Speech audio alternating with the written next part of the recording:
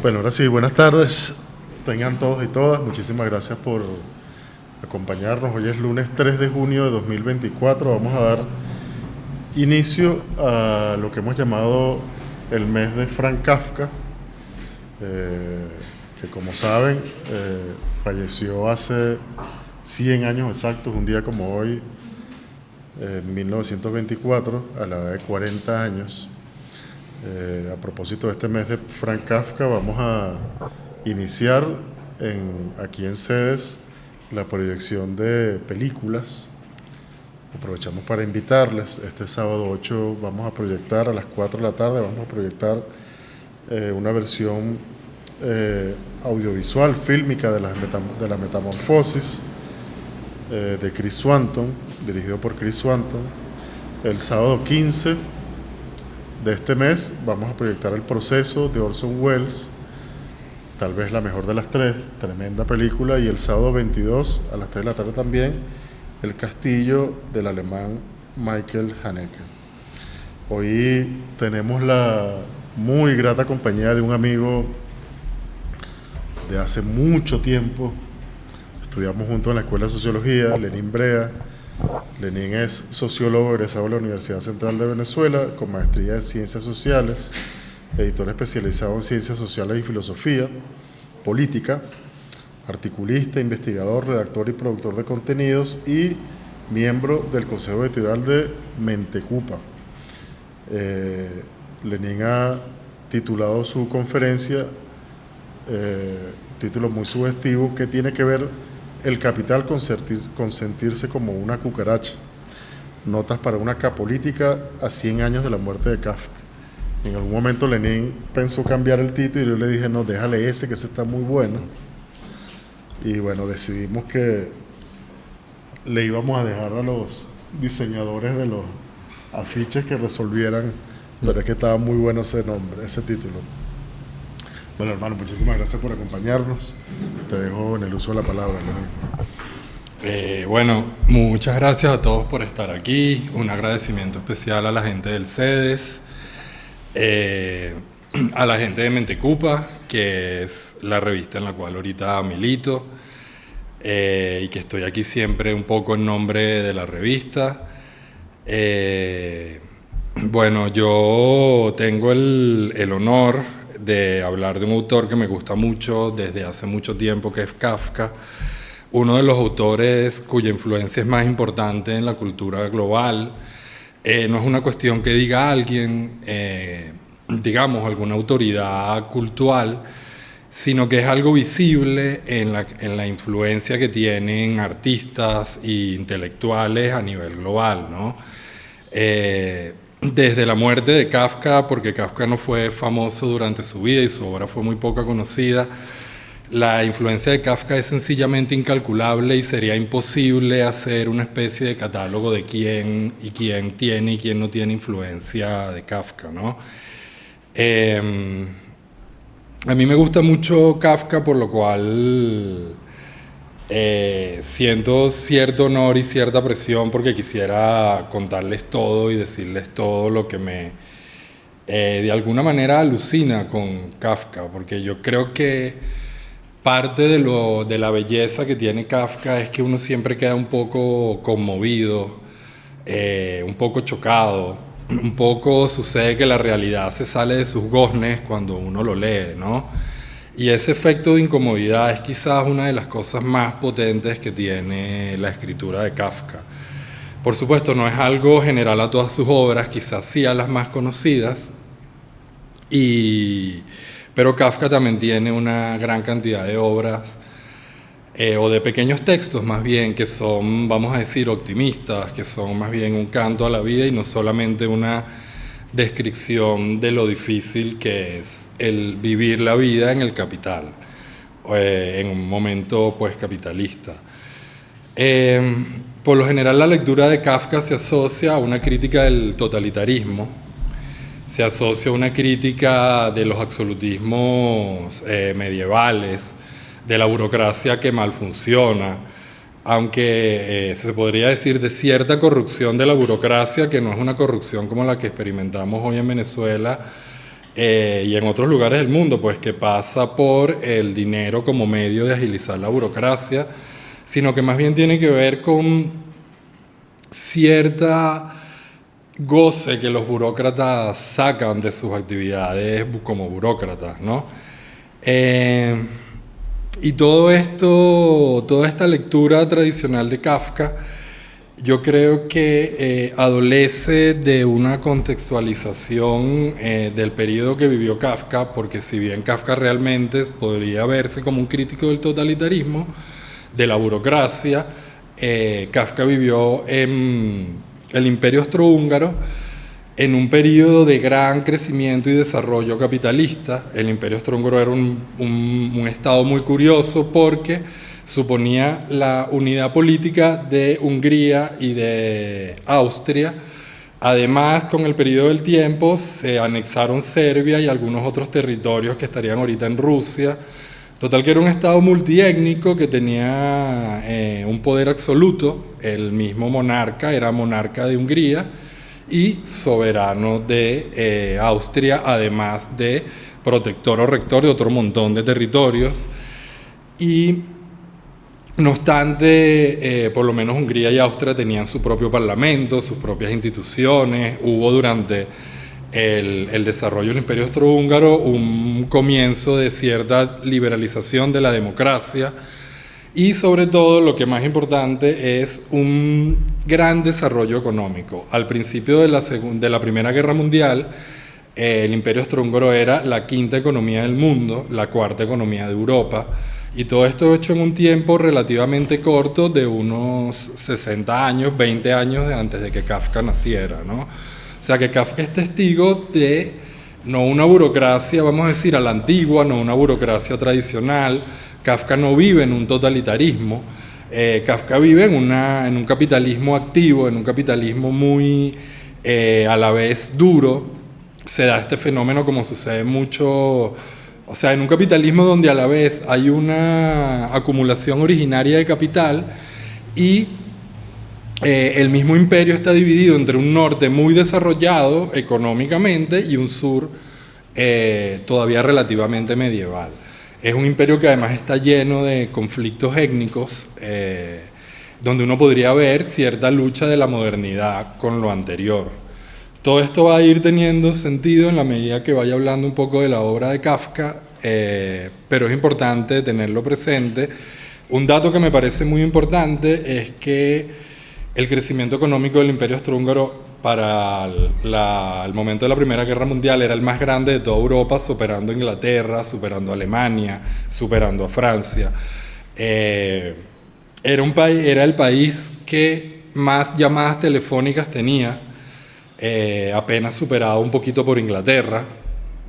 Entonces tenemos una coyuntura de desarrollo pleno del capitalismo, de lucha de las libertades que el capitalismo ofrece contra las viejas instituciones de la monarquía, ¿no? Es full importante tener presente esto porque, como decía antes, la lectura de Kafka está muy llevada por la idea que Kafka está criticando el totalitarismo, incluso el totalitarismo soviético, cosa que en realidad no es necesariamente falsa, porque en el fondo del totalitarismo soviético también hay una burocracia, ¿no?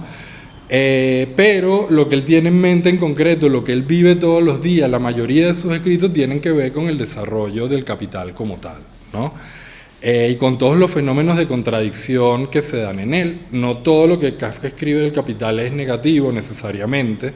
Por ejemplo, hay unos textos muy bonitos sobre la urbanidad, sobre lo que tiene que ver con el espacio público en contraposición con el espacio privado, porque gran parte del desarrollo tenía que ver con el desarrollo urbano, ¿no? Y a Kafka le gustaba mucho el espacio público.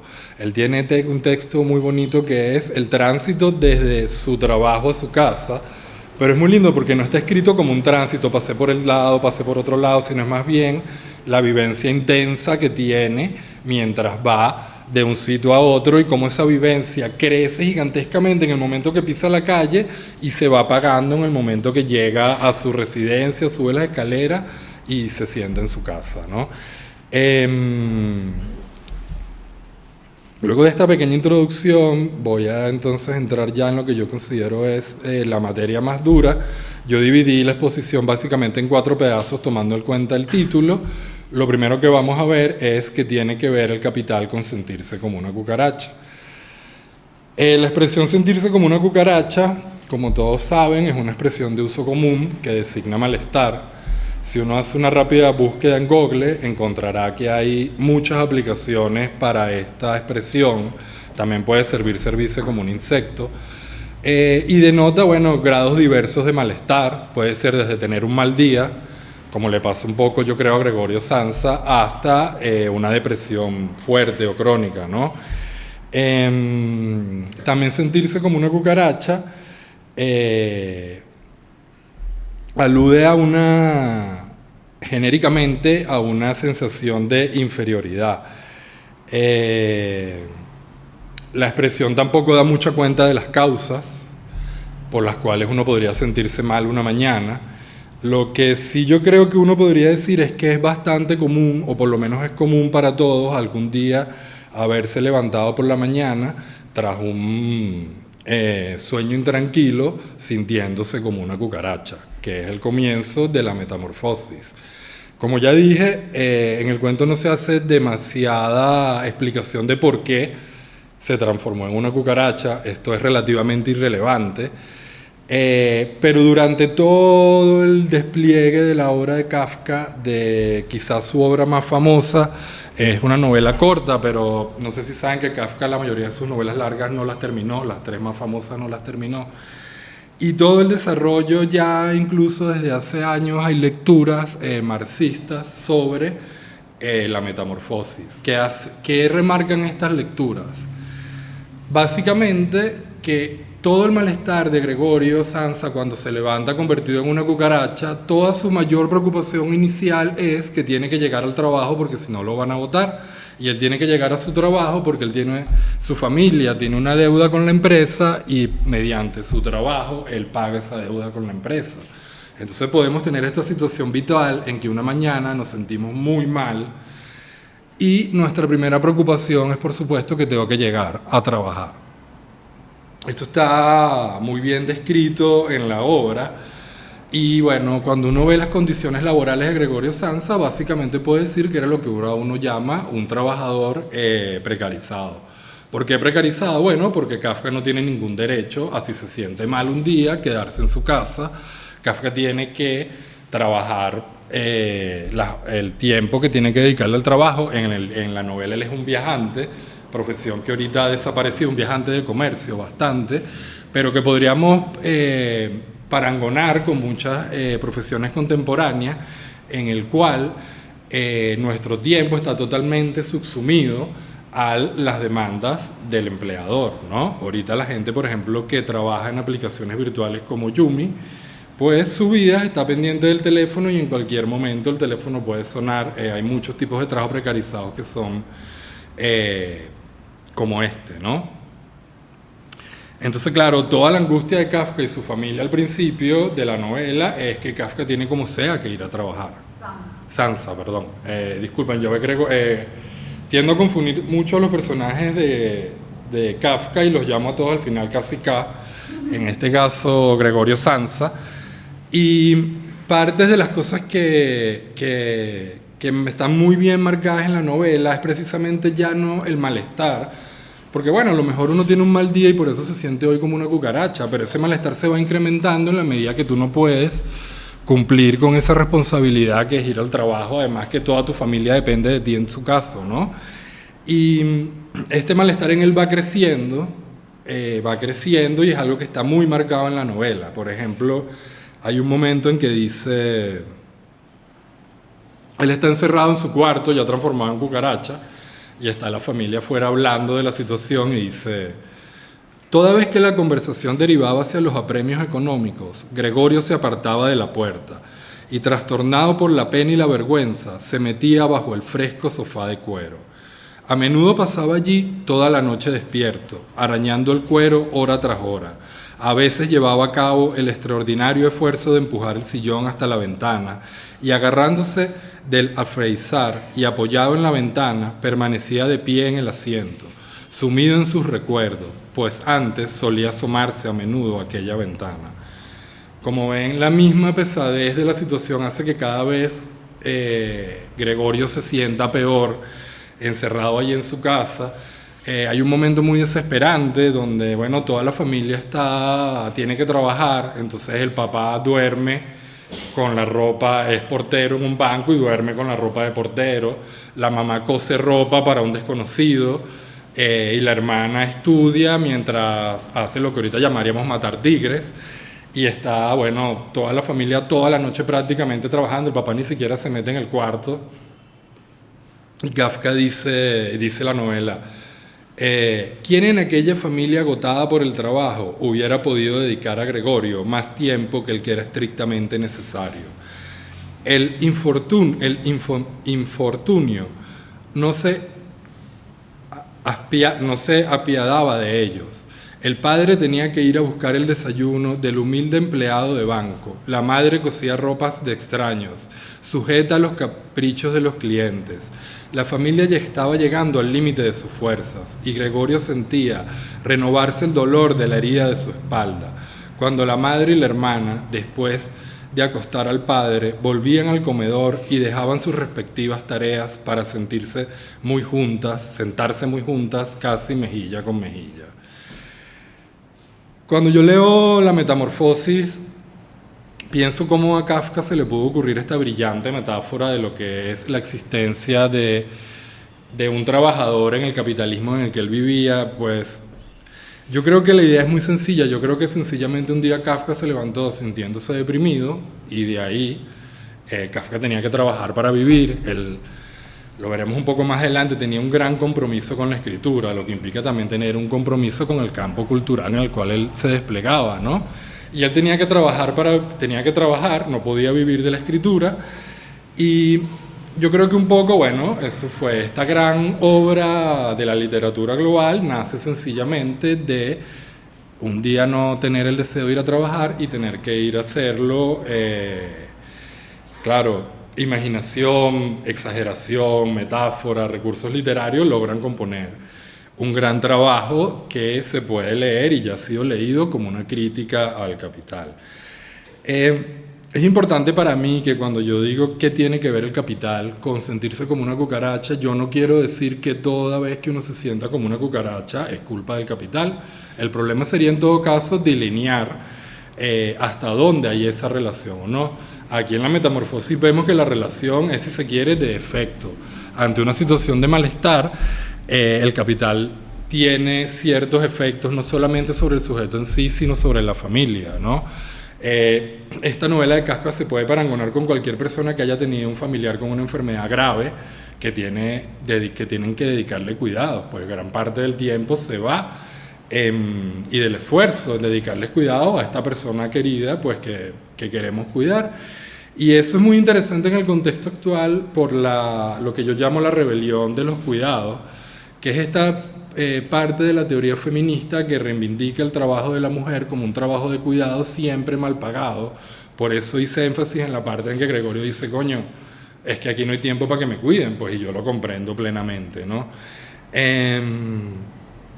Por eso yo creo que si Kafka a lo mejor Gregorio hubiese podido tomarse a lo mejor ese día libre, a lo mejor una semana libre, pues tan rápido como se transformó en una cucaracha, se hubiera vuelto a transformar a lo mejor en él mismo, ¿no?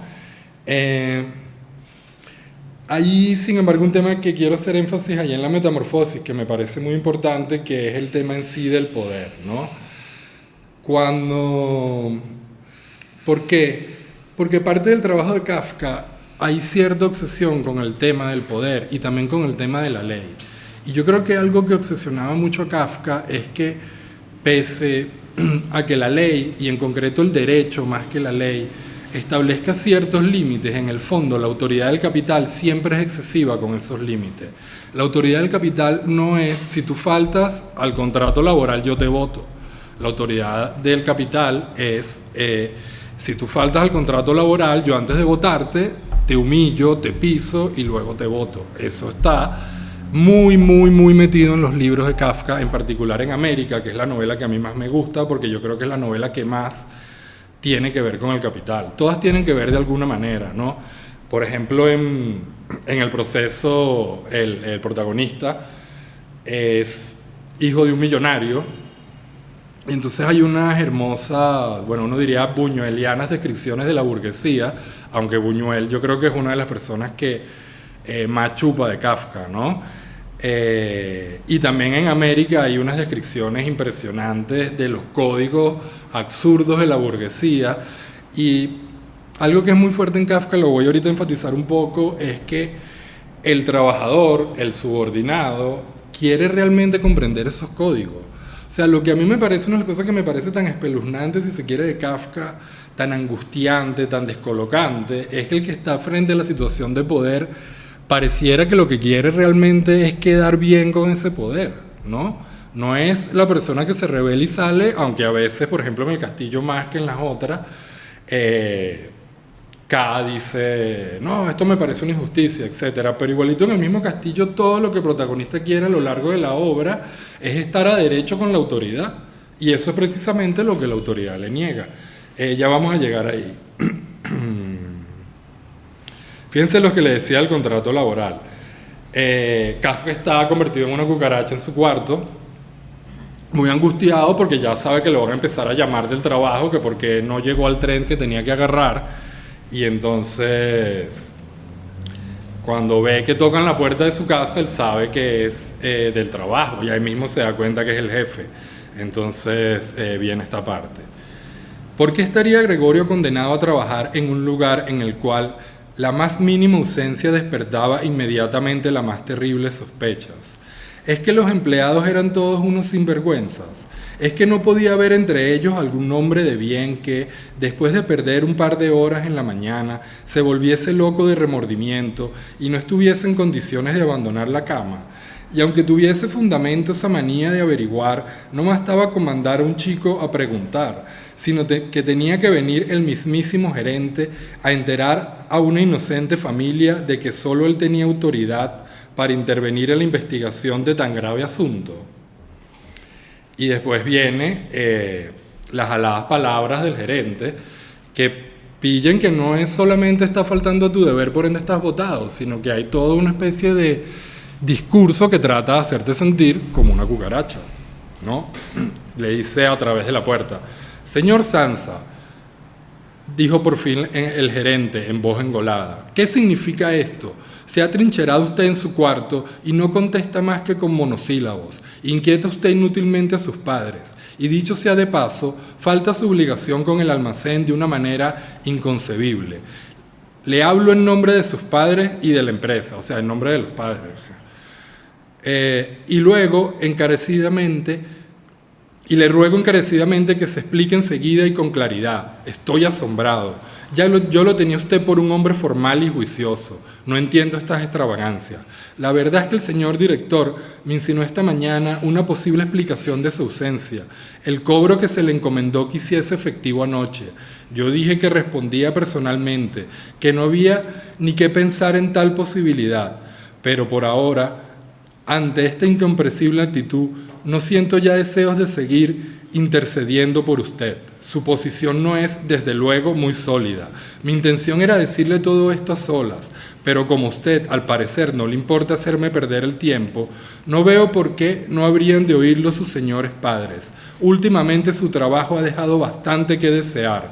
Es verdad que no es esta la época más propicia para los negocios. Nosotros mismos lo reconocemos. Pero, señor Sansa, no hay época, no puede haberla, en que los negocios se paralicen. La respuesta que después da Gregorio es verdaderamente lastimera, porque incluso convertido en una cucaracha, él espera que lo dejen ir a trabajar. No se las voy a leer porque creo que pueden hacerlo ustedes. Pero es más o menos la misma situación que se repite luego en América, en el capítulo 6 titulado El caso Robinson, donde al protagonista, a Carl, él es un joven, empieza a trabajar de ascensorista en un hotel, en unas condiciones como suponen muy duras, y él se ausenta 5 minutos por un acontecimiento que sucede. Cuando llega de su ausencia de 5 minutos, bueno, descubre que lo van a votar y va a la oficina del gerente donde, bueno, lo votan por faltar 5 minutos. Kafka sabe que en realidad eso es una falta suya, pero esto es lo que dice el contrato. Lo que es impresionante que pasa ahí es la humillación que empieza desde el momento que él entra a la oficina. Él está el gerente y vamos a decir el subgerente. Ninguno le habla. Kafka empieza a dar una explicación luego de un largo silencio, en la cual nadie le responde. Después le empiezan a responder y es más o menos un reclamo en los mismos términos. Lo votan y le siguen formando, como se dice en venezolano, tremendo peo. Y entonces esta Kafka lo que espera es que al final no lo voten. Trata de hacer tiempo, trata de inventar 1000 artimañas. Pero bueno, al final terminan votándolo y cuando él va saliendo del hotel lo agarra el subgerente, lo agarra por un brazo y se lo lleva para una oficina y ahí, bueno, prácticamente le quiere pegar. En realidad es muy impresionante toda esta humillación de más, que uno dice, bueno, ¿de dónde sale? Si ya lo votaron. Y a la vez, como les digo, quedarse ahí aguantando una situación que yo creo que nadie concede nunca pues el derecho a ese tipo de violencia, pues. Al igual en el capítulo 1, que lo publican mucho separado de América, lo titulan El Fogonero, también hay esta misma ambigüedad, pues estas mismas autoridades frente a un obrero. El capítulo 1 de esa novela es muy loco porque viene Carr llegando de un viaje en un transatlántico, se baja del barco y se acuerda que dejó el paraguas. Le deja la maleta a alguien para que se la cuide mientras va a buscar el paraguas. Cuando va a buscar el paraguas, ve un camarote abierto y entra al camarote y hay un obrero ahí, que es el fogonero. El fogonero lo invita a pasar y es muy curioso porque a Kafka se le olvida el paraguas, la maleta, todo. El fogonero empieza como a hablar con él y le dice que él tiene que ir a hacer un reclamo a la gerencia y se lo lleva para la gerencia y Carl va para la gerencia. Y todo esto es súper jalado de los pelos, porque de dónde de repente es el abogado del proletario, ¿no? Llega a la oficina y Carr tiene que asumir la defensa del obrero, que además se confunde, pero todo el ambiente de la oficina, que vamos a decir es dentro del barco mismo, pues están las máximas autoridades puertarias, el capitán del barco, etc. Y bueno, y se forma otra vez otra situación de humillación muy grande en la cual el obrero es incapaz de defenderse. Carr trata de defenderlo y en eso descubre por pura casualidad que su tío está ahí, que su tío es un millonario. Termina, por supuesto, abandonando al fogonero a su suerte y empieza una pequeña vida durante un pequeño trayecto bajo la tutela de su tío, que al final no dura mucho, ¿no? Y es otra vez la misma idea, ¿no? El capital por un lado y nunca el gran capital, a la vez que cuando es política nunca es el máximo líder, nunca es el emperador, nunca es esa autoridad que suponemos que a lo mejor existe, que tiene la última palabra y la última decisión, sino estos rivales de Kafka siempre son empleados medios, o incluso peor conducta entre esa autoridad es menor. Quiero decir, el gerente es un poco más respetuoso que el subgerente y el jefe de porteros es la peor calaña de sujeto que puede haber, por lo menos mientras está en ese papel de, como lo dice Kafka por ahí, de minion del capital, ¿no?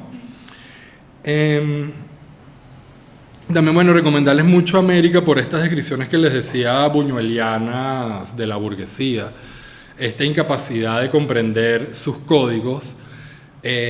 Yo bastante de esta ponencia he agarrado la obra de Mark Fisher, que fue un gran lector de Kafka, es un intelectual contemporáneo, o era un intelectual contemporáneo, de su obra Realismo Capitalista, y también de su blog que se llamaba Kapunk, que recientemente lo editó en español Caja Negra en Argentina. Lo llamaba Kapunk precisamente porque él admiraba mucho a Kafka, ¿no? Y bueno, un poco Fischer dice que lo que es ahí paradójico es precisamente ese deseo de tratar de interpretar un código que al final no existe, porque al final es sencillamente el código es la apariencia de lo que le da la gana a quien tiene el poder, que hace código en el mismo momento en que formula una ley, en que da una orden, etcétera, ¿no?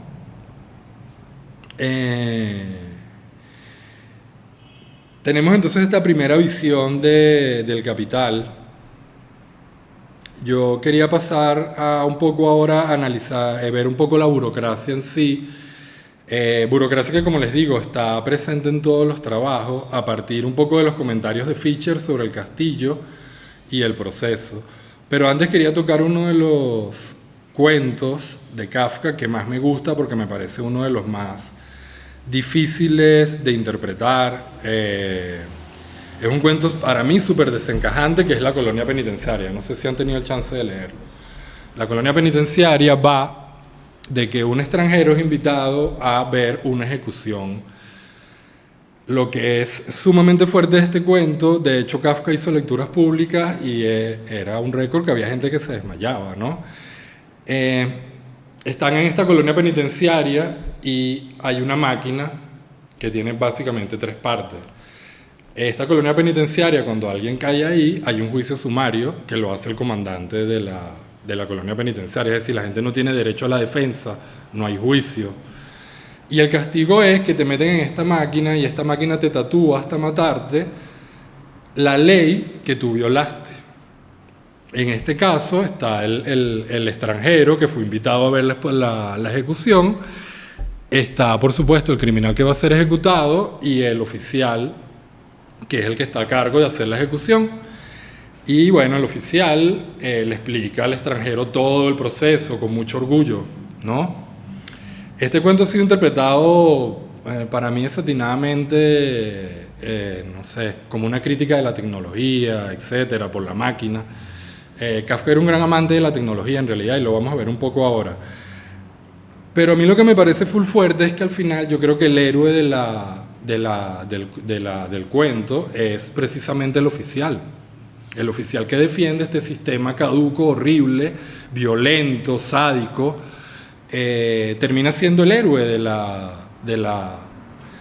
obra, porque el oficial sabe que la estructura jurídica, todo el país está cambiando, que este método de castigo está desapareciendo, es criticado por todo el mundo, nadie lo quiere, y que por eso invitaron al extranjero, para que el extranjero dé una sanción y tomara una decisión definitiva sobre este método de castigo. Por eso es que el oficial está tan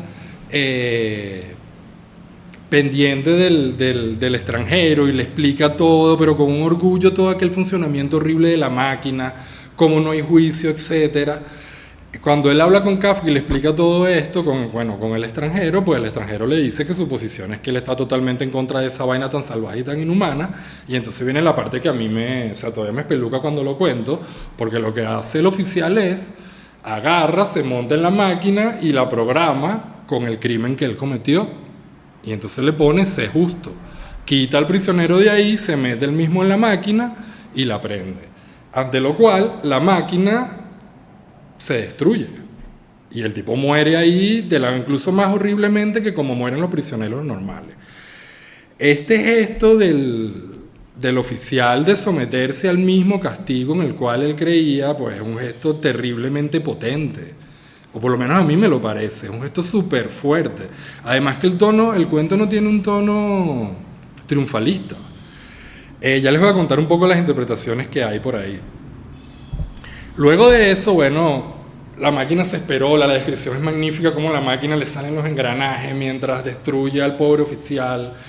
Y el viajero, que de hecho lo dice, siente simpatía por el oficial.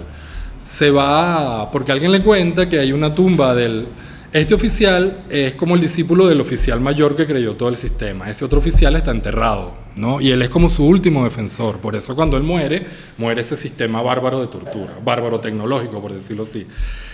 Y entonces él se va para donde está la tumba y descubre que la tumba está en un bar. La tumba está ahí, encima hay incluso una mesa donde hay gente bebiendo. Entonces para él poder ver la tumba hay que quitar la mesa y vaina. Y entonces en la tumba hay un epitafio, y el epitafio es básicamente una profecía de que ese poder va a volver.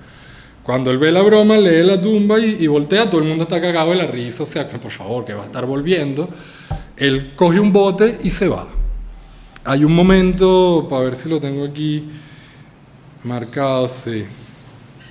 Cuando el oficial está tratando de convencer al viajero de que tiene que defender ese proceso horrible, le dice que la persona que lo va a interrogar, porque él va a ser ahora sometido a un interrogatorio por un montón de gente a ver qué le pareció el proceso, le dice que él le interrogará con toda la astucia, y de eso estoy seguro.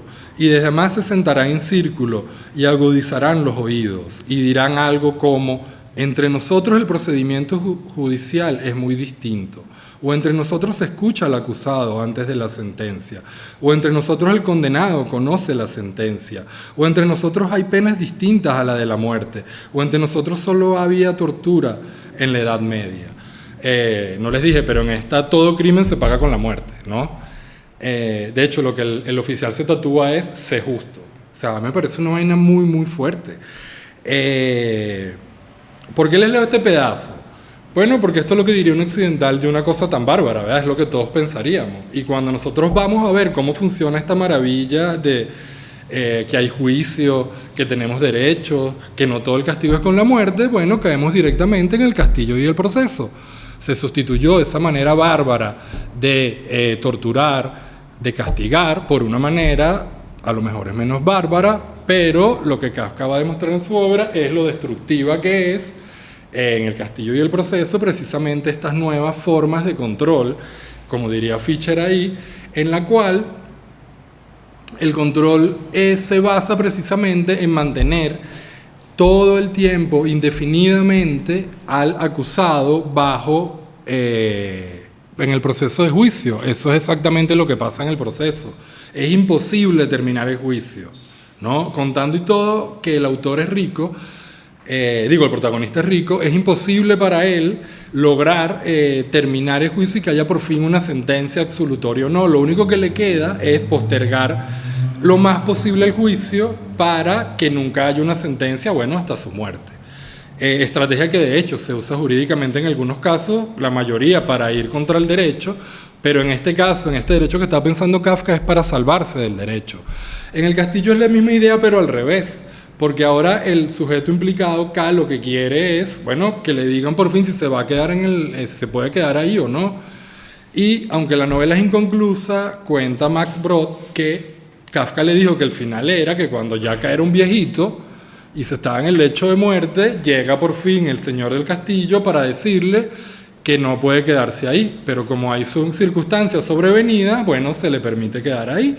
Y el tipo ni siquiera oye la sentencia y se muere. Entonces no hay manera de al final estar a derecho. Y lo que un poco Fischer dice del capitalismo es que toda la estructura burocrática del capitalismo está basada en esta idea de tenernos ahí perennemente tratando de estar a derecho con cosas que además sencillamente no podemos estar a derecho. Él pone el ejemplo del mundo laboral, en el cual se nos exige estar todo el tiempo en una formación perenne. ¿Cómo podemos llegar algún día a estar a derecho con nuestra formación si todo el tiempo tenemos que estar aprendiendo cosas nuevas, innovando, transformándonos, según exigencias de cosas que incluso nos exceden en nuestras posibilidades? Bueno, uno que ya tiene cierta edad lo sabe, pues ya yo no aprendo igual de rápido que cuando tenía 20 años. Y así mismo puede suceder, por ejemplo, con un proceso psicológico. Ahorita pasa mucho en las escuelas, cosa que a mí me preocupa mucho, que a los chamos lo ve una psicoterapeuta, piensa que tiene problemas, lo mete en un proceso psicológico, eso queda en su expediente y todo lo que haga en su vida va a estar marcado por ese hecho inicial en el cual fue visto por un psicólogo, ¿no? Tenemos entonces una medicalización de los problemas del malestar existencial y espiritual. Y es muy fuerte que cuando uno lee la entrada de Wikipedia de Kafka, hay una parte que se llama Vida íntima, donde está dedicada a la exposición de psiquiatras y psicólogos diciendo todas las patologías psicológicas que probablemente tenía Kafka, cosas que supieron, porque es un tipo súper lúcido, nada más que leyendo La Metamorfosis y los diarios de Kafka. Hay diagnósticos, que si tenía personalidad bipolar, que si tenía cualquiera de estos diagnósticos que ahora precisamente se inventan y que uno puede preguntarse hasta qué punto no hay allí un proceso de lo que Fischer llama privatización de la salud mental. Es decir, tu estado de ánimo es responsabilidad enteramente tuya y eso puede tener dos factores, o bien que tienes problemas en el cerebro o bien tu historia familiar. Más allá de ahí, la sociedad no tiene ninguna responsabilidad y el capital menos con tus estados de ánimo, etcétera, ¿no? Para Fischer, y eso es lo que él rescata del castillo y del proceso, el capital es sobre todo la burocracia capitalista, una máquina de disuasión, dilución de la responsabilidad, una máquina por lo cual pues no hay nadie, es al final responsable, nadie en el capital, quiero decir, ningún capitalista de nada. Quería leerles un pequeño cuento, no sé, Kafka, si saben, Kafka fue durante mucho tiempo, trabajó por una empresa de seguros y él hacía informes de accidentes laborales. Tiene entonces este pequeño cuento, ya lo voy a buscar aquí. Que lo tengo en la otra, un segundo. Sácate.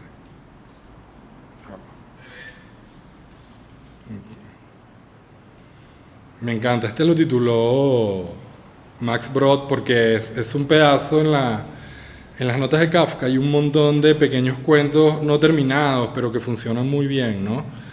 Este se llama Lámparas Nuevas y es un poco el trabajo, hacen como mucha alusión, yo creo, a cómo se sentía Kafka en su trabajo.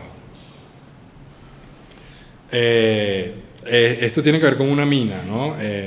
Kafka es un inspector, el cual va a hacer inspecciones en la mina y bueno, habla con los obreros y bueno, tiene que propiciar condiciones de seguridad en la mina, tanto por los obreros como por la misma empresa y sobre todo por la empresa aseguradora, porque si hay accidente en la mina tiene que pagar seguro. Entonces dice: ayer estuve por primera vez en las oficinas de la dirección. Los del turno de noche me han escogido como representante. Y como la calidad y la alimentación de nuestras lámparas es insuficiente, me pidieron que subiera a denunciar aquella deficiencia. Me mostraron el camino al despacho del departamento responsable en tales casos. Llamé a la puerta y entré. Un joven delicado, muy pálido, me sonrió desde su gran escritorio. Asintió muchas veces con la cabeza, demasiadas incluso. Yo no sabía si debía sentarme. Había un sillón dispuesto para ello, pero pensé que en mi primera visita no convenía que me sentase nada más llegar, así que le referí el caso en pie. Pero estaba claro que precisamente esa muestra de modestia causaba molestias al joven, ya que se veía obligado a girar la cabeza hacia mí y levantarla, a no ser que cambiara de posición su sillón, y no parecía dispuesto a hacerlo. Pese a sus buenas intenciones, no acababa de girar completamente el cuello, por lo que, mientras yo hablaba, miraba de soslayo hacia el techo, y yo sin querer también. Cuando acabé, se puso de pie despacio, me dio una palmada en el hombro y me dijo: bien, bien, bien, bien, y me llevó consigo al despacho vecino, donde había un señor con una gran barba descuidada que parecía estar esperándonos, pues en su mesa no se veía la más mínima señal de trabajo.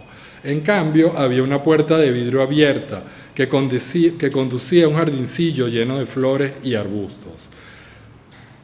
Una breve información, consistente en unas pocas palabras que el joven le susurró, bastó para poner al señor al corriente de nuestras variadas quejas.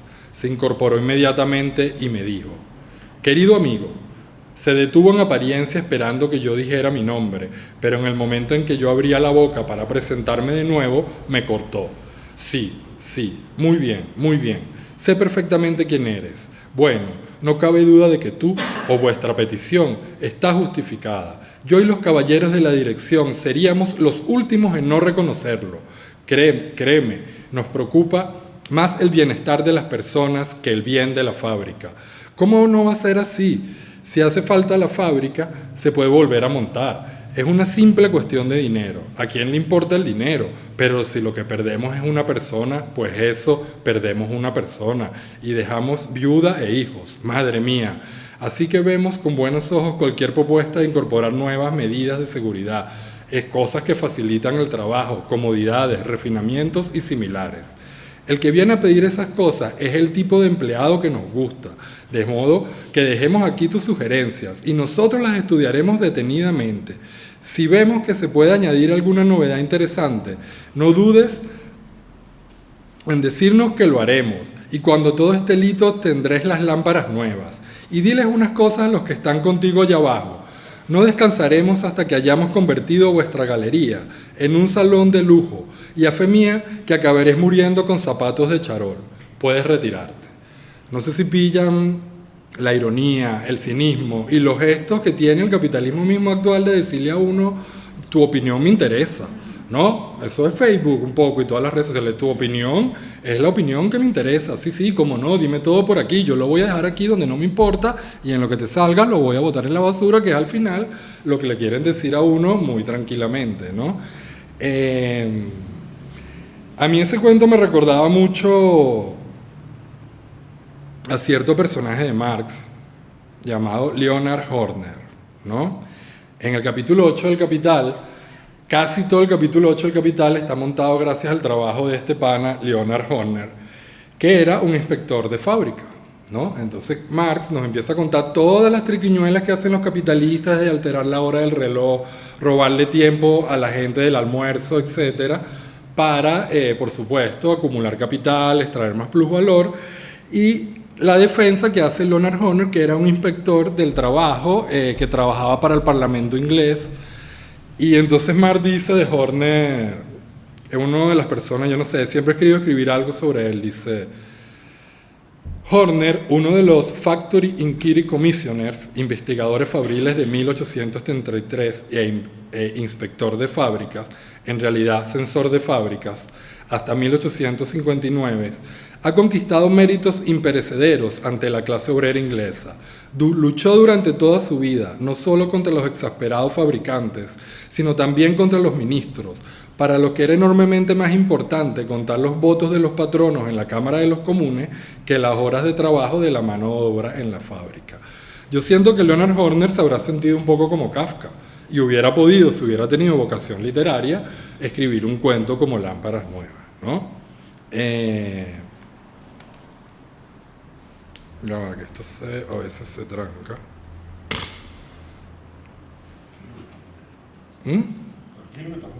Okay.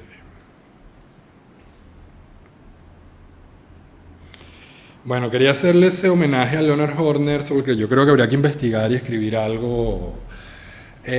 Y también es interesante aquí, porque, bueno, si uno ve la Inglaterra de Marx, el Parlamento tenía unas comisiones de gente que abogaba por los derechos obreros. Eso no es mentira y eso fue conseguido con las mismas luchas obreras.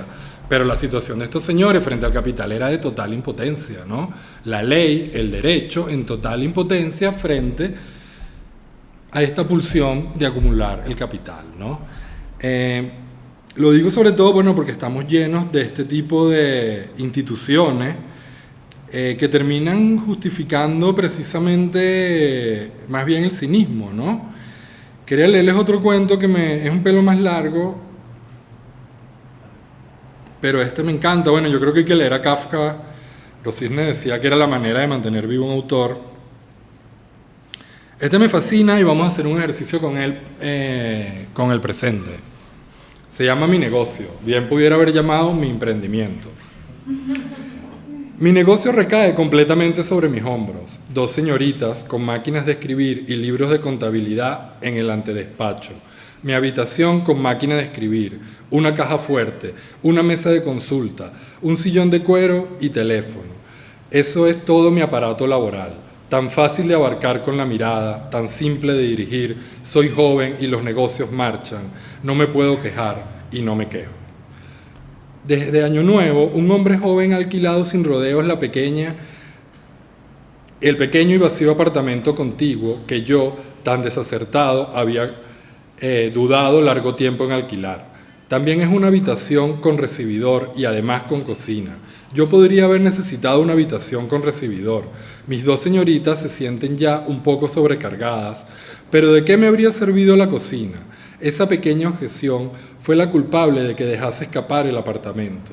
Ahora está allí ese joven, se llama Jarras. No sé realmente qué puede hacer ahí.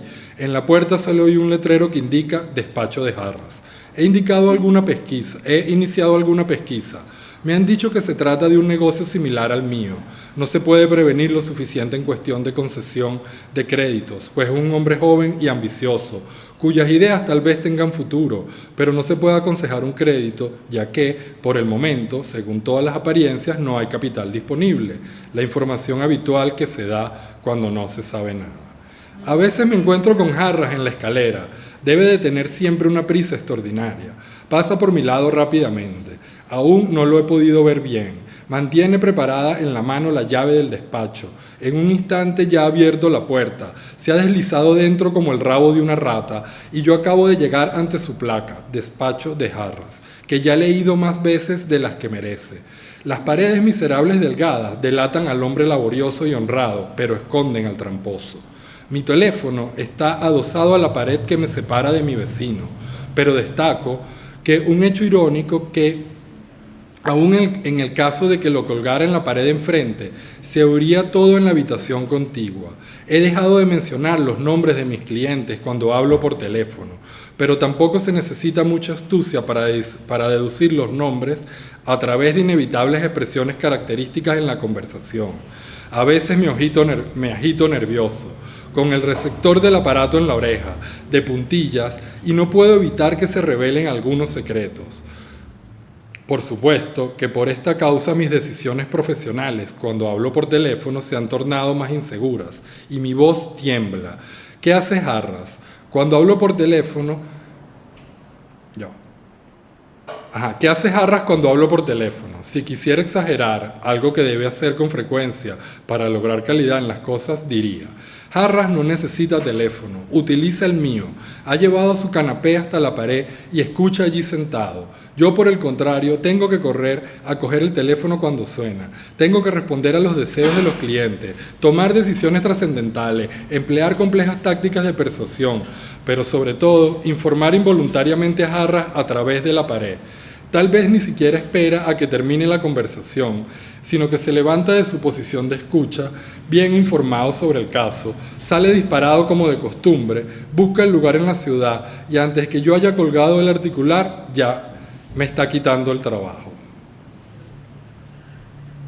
No sé si ven ahí claramente por qué se puede llamar mi emprendimiento, ¿no? Si nosotros, ya que tengo que cambiar aquí de archivo, podemos hacer un ejercicio y cambiar en la primera línea. De hecho, lo podemos cambiar de varias maneras, ¿no? Por supuesto, la primera frase, como en muchos cuentos de Kafka, siempre es inamovible porque es como impactante, que dice: mi negocio recae completamente sobre mis hombros. No sé si ven que es la propia discurso emprendedor, ¿no? Mi negocio recae completamente sobre mis hombros. Luego en la descripción de su negocio podemos hacer una sustitución. Podríamos decir, en lugar de lo que él dice de sus secretarias, podríamos decir: mi negocio consiste en un Ford Fiesta del 2005, una cuenta en Yumi Rice, un celular y unos reales en el banco. O podríamos decir: mi negocio consiste en un puesto de chucherías en la esquina del barrio que monté con $20, que me prestaron, y una mesa y un mantel que tenía en la casa. También podríamos decir: mi negocio consiste en una laptop, una cuenta en el Turco Mecánico de Amazon y otras plataformas de trabajo a distancia. Siempre son cosas que podemos contemplar así, con el alcance de nuestra mano.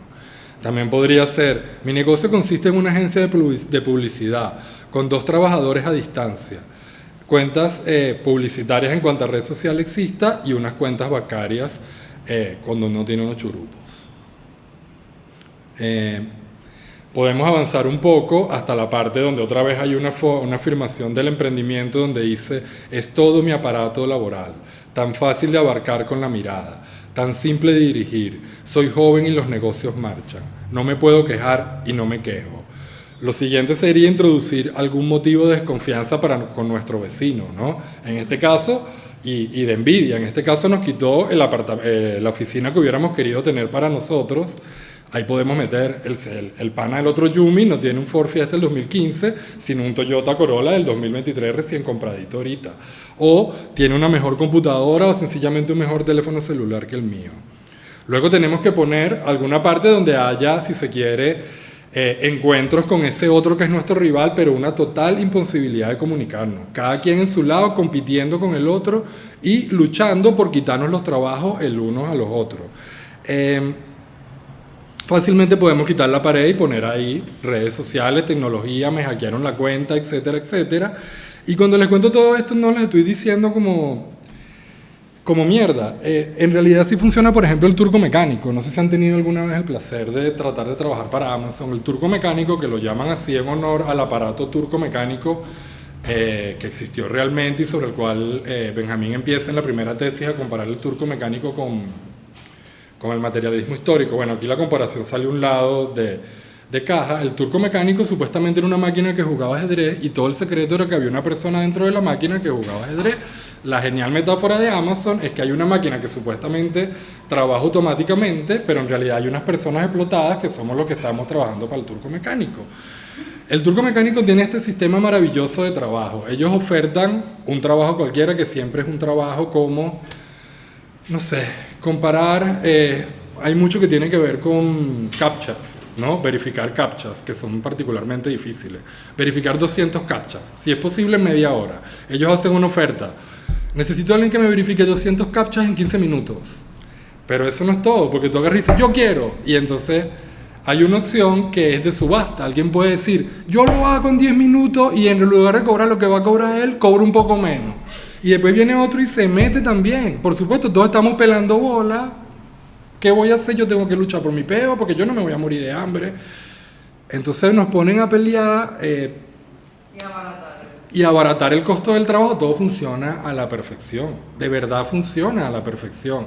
Además son tipos de trabajo en los que ya, si ya tú vas teniendo como estrellitas, como méritos, así con la gamificación, entre más tú tienes, bueno, tienes más opción de que se respete tu propuesta frente al que quieres subastar. Pero si tú fallas una vez, te mandan un mail de regaño de por qué carajo tú no estabas ahí cuando te pidieron. O sea, tú pudiste haber tenido que ir al supermercado a comprar. Cuando llega al supermercado, bueno, tienes un regaño de cómo es posible que tú no estás ahí esclavizado las 24 horas cuando nosotros te necesitamos. Y son mecanismos que se reproducen también en Yumi, porque Yumi funciona exactamente igual y Raideren funciona exactamente igual. Y es bastante difícil que la gente que está en eso pues se ponga de acuerdo políticamente para luchar contra eso. No es algo imposible porque en Nueva York lograron frenar a este tipo de empresas que al final son empresas que no tienen ninguna responsabilidad. Ninguna responsabilidad, porque se supone que ellos solamente están prestando un servicio entre el contratante que tiene el carro y la persona que se monta. Ahí no hay que pagar seguro, ellos no son responsables de nada que pase ahí, todo es autoevaluado y evaluado además. Vemos como estos sistemas de control que Kafka pensó ya eran en potencia en el momento en que Kafka escribió. Hay todo un montón de gente, incluso el mismo Fischer a veces dice que Kafka de alguna manera previó el futuro. Yo ahí sí tengo como una discrepancia, Benjamín también lo dice. Yo creo que más bien Kafka supo ver lo que ya estaba en potencia cuando él vivió y nosotros estamos viendo es más bien el desarrollo de todas esas cositas que ya estaban en potencia, ¿no? Bueno, imagínense, en este cuento él es un tremendo emprendedor y termina que le quitándole los trabajos, ¿no? Es un poco la dura lucha y bueno, es el mundo del emprendimiento tal cual se lo venden a uno. El cuento a mí por eso siempre me ha parecido genial y como ven son cuentos muy corticos. Los cuentos cortos de Kafka siempre son muy impresionantes y meterse en lo que es lo que llaman cuadernos en octava es una cosa alucinante. Creo que ya le dimos algo de caña por ahí con El Capital. También tengo otros cuentos que podría leer. Me interesa si... ok, esta parte que Fischer cita del castillo. Te sugiero que los menciones aunque no los leas. ¿Los cuentos? Sí, que los recomiendan. Sí, al final hacemos un poco una recomendación de... Yo tengo ahí una lista. Quería leer esta parte un poco de Fischer. Una de las ideas de Fischer es que a diferencia de lo que nosotros llamamos por lo general totalitarismo y de los viejos formas de poder centralizadas, es que el capitalismo no tiene un poder central. Esa idea de poder central la cumplen por lo general los gobiernos y los estados, pero bueno, yo creo que todos hemos experimentado y lo vamos a ver ahora con uno de los cuentos de Kafka que más me gusta, más adelante un poquito, cómo ese poder central es relativamente impotente porque en realidad es más bien una pieza del capital frente a los abusos del capital. Es más o menos potente dependiendo, pues, de las luchas que estén atrás de la lucha contra el capital, ¿no? Y entonces un poco la tesis de Fischer es que en parte el problema con el capital es que es un poder descentrado. Y es muy interesante porque él construye esto a partir del castillo, de la parte en que el alcalde le da la clase acá sobre cómo funciona Y van a ver que es lo mismo que hemos venido hablando. Siempre es esta autoridad que no solamente te dice algo, sino que además te humilla y te va pisando a medida que te va diciendo algo, buscando que tú ocupes lo que diríamos su lugar. Un lugar que además precisamente no está definido, porque en las sociedades precapitalistas había lo que llamaban el sum qui cae, que era cada quien en su sitio y de ahí es inamovible, ¿no? Es decir, si usted nació en la India, en una casta baja, en la casta baja naciste y en la casta baja morirás. Ahí no había manera de cambiar eso. En el capital no es así, pero precisamente se crea una imposibilidad de tener un lugar, incluso psíquicamente, de saber cuál es mi lugar en el mundo, ¿no? Entonces, bueno, esta es la clase que le da un poco el alcalde a Kafka, acá. No existe, porque Kafka le pregunta que él quiere comunicarse con la operadora central del castillo para resolver su problema, la operadora telefónica, y entonces le dice, no existe algo así como una operadora central que comunique con el castillo y le haga llegar nuestras llamadas. Cuando alguien trata de comunicarse con el castillo desde aquí, suenan los teléfonos en todos los departamentos, o mejor dicho, sonarían si la mayoría de los departamentos no dejaran los teléfonos descolgados, como sé bien que hacen.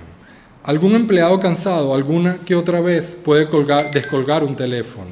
Bueno, colgar para descolgarlo. Tal vez sintiendo que necesita distracción, especialmente de noche o durante las tardes. Entonces alguien responde del otro lado, pero se trata evidentemente de una respuesta en broma a efectos prácticos.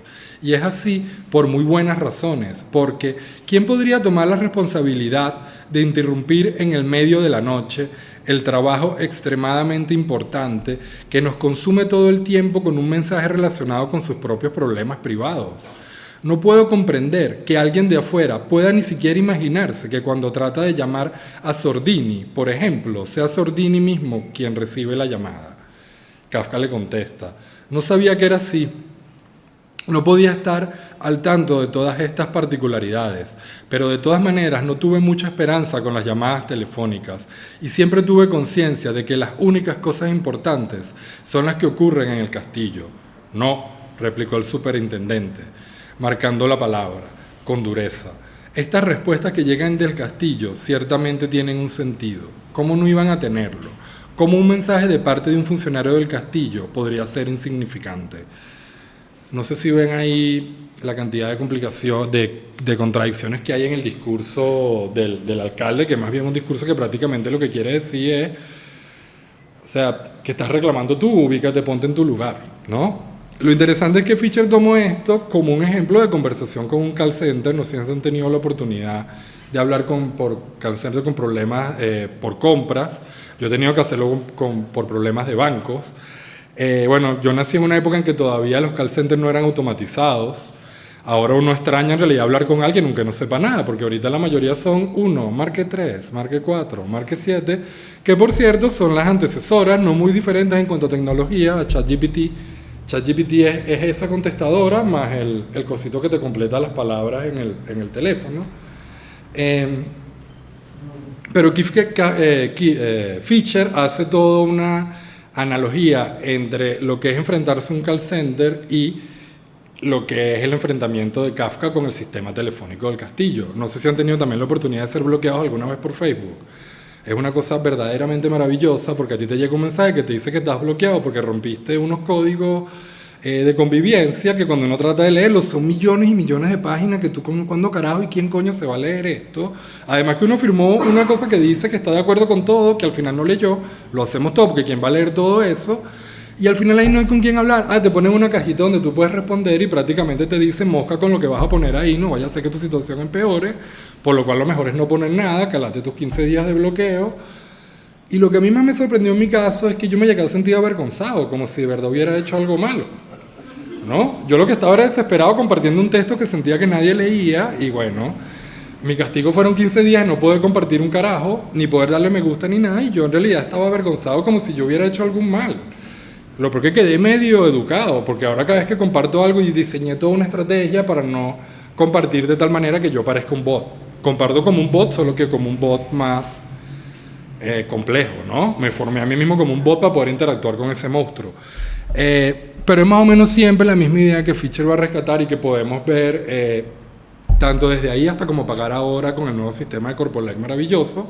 El otro día estuve 20 minutos entre recibe mensaje, borra mensaje, me llega un mensaje que no es, se vuelve cualquier sistema y seguimos en esta Uno pierde tiempo, se supone que estos sistemas maravillosos ayudan a que todo funcione mejor, pero en realidad no es el hecho. Y cuando Fisher trata de explicar por qué, dice, bueno, en realidad es el mismo imperativo de ahorrar lo que hace que no se pueda concretar una venta por teléfono. Muy irónico y muy de pinga ese libro de Fisher, Realismo Capitalismo, lo vuelvo a recalcar. Un gran crítico contemporáneo, además un crítico muy vinculado a la cultura pop, un tipo que lee Kafka como si Kafka fuera algo producido por la cultura pop, con la cultura más masiva, ¿no? Y un tipo que sabe sacar muy bien de cualquier cosa más masiva importantes mensajes y reflexiones. Yo de verdad quiero mucho a Fisher. Bueno, quería hablarles un poco entonces, pasar ya a la segunda parte. Hemos visto un poco el capitalismo y cómo hay un malestar inherente al capital, cómo hay una voluntad del capital de que nos sintamos como unas cucarachas. Y bueno, queda siempre el gran reto de cómo fabricar una política contra esto, la cual tiene el peso, bueno, de los fracasos. Yo, por ejemplo, soy abiertamente de izquierda, que ha tenido la izquierda a través de la historia. Y el reto que significa, bueno, repensar lo que viene en la situación en que estamos. Yo sí quería hacerle un poco de énfasis en la parte tecnológica porque hay cierto humanismo que lee a Kafka como un tipo antitécnico y eso es algo, a mí me parece totalmente desfachatado, ¿no? El mismo Mark Broad lo dice, Kafka era un tipo que se ve que andaba muy pendiente de toda la tecnología y en América, yo compartí un par de fragmentos y en Facebook. Es muy fino cuando se pone a describir cómo funciona, por ejemplo, la máquina de comunicación del hotel. Y es una descripción minuciosa y que uno en realidad se goza, ¿no? También tiene este hermoso cuento que de verdad les recomiendo mucho que se llama Aeroplanos de Bresna, que es el cuento de cuando él se fue con Matt Bro y otro par de panas a ver una exposición de aeroplanos que en esa época eran el non plus ultra de la nueva tecnología y él va y goza su exposición y hay fotos de Kafka en estas cosas que hacían antes, que era como la maqueta de un avión y Kafka sentadito ahí con los amigos en una vaina que se ve que es un montaje como si estuviera montado en un avión. Le decía lo de la tecnología en particular porque hay un momento en América, hay un personaje que se me fue el nombre, es un personaje secundario, pero él le cuenta a Kafka que él se llama ahí, se me fue el nombre, pero bueno, acá le cuenta, le explica cómo es ser ascensorista, porque él es el que lo introduce en el trabajo. Y entonces parte de lo que se ve ahí es la alienación que el pana cuenta, porque él dice, yo cuando empecé a trabajar aquí pensé que el trabajo del ascensor iba a ser mucho más emocionante y como complejo. Y yo lo único que al final tengo que hacer es pisar el botón y cerrar la puerta, ¿no? Además, él le recomienda a Kafka que aprenda a dormir parado, porque con turnos de 12 horas no hay otra manera que descansar paradito ahí mientras no llega nadie.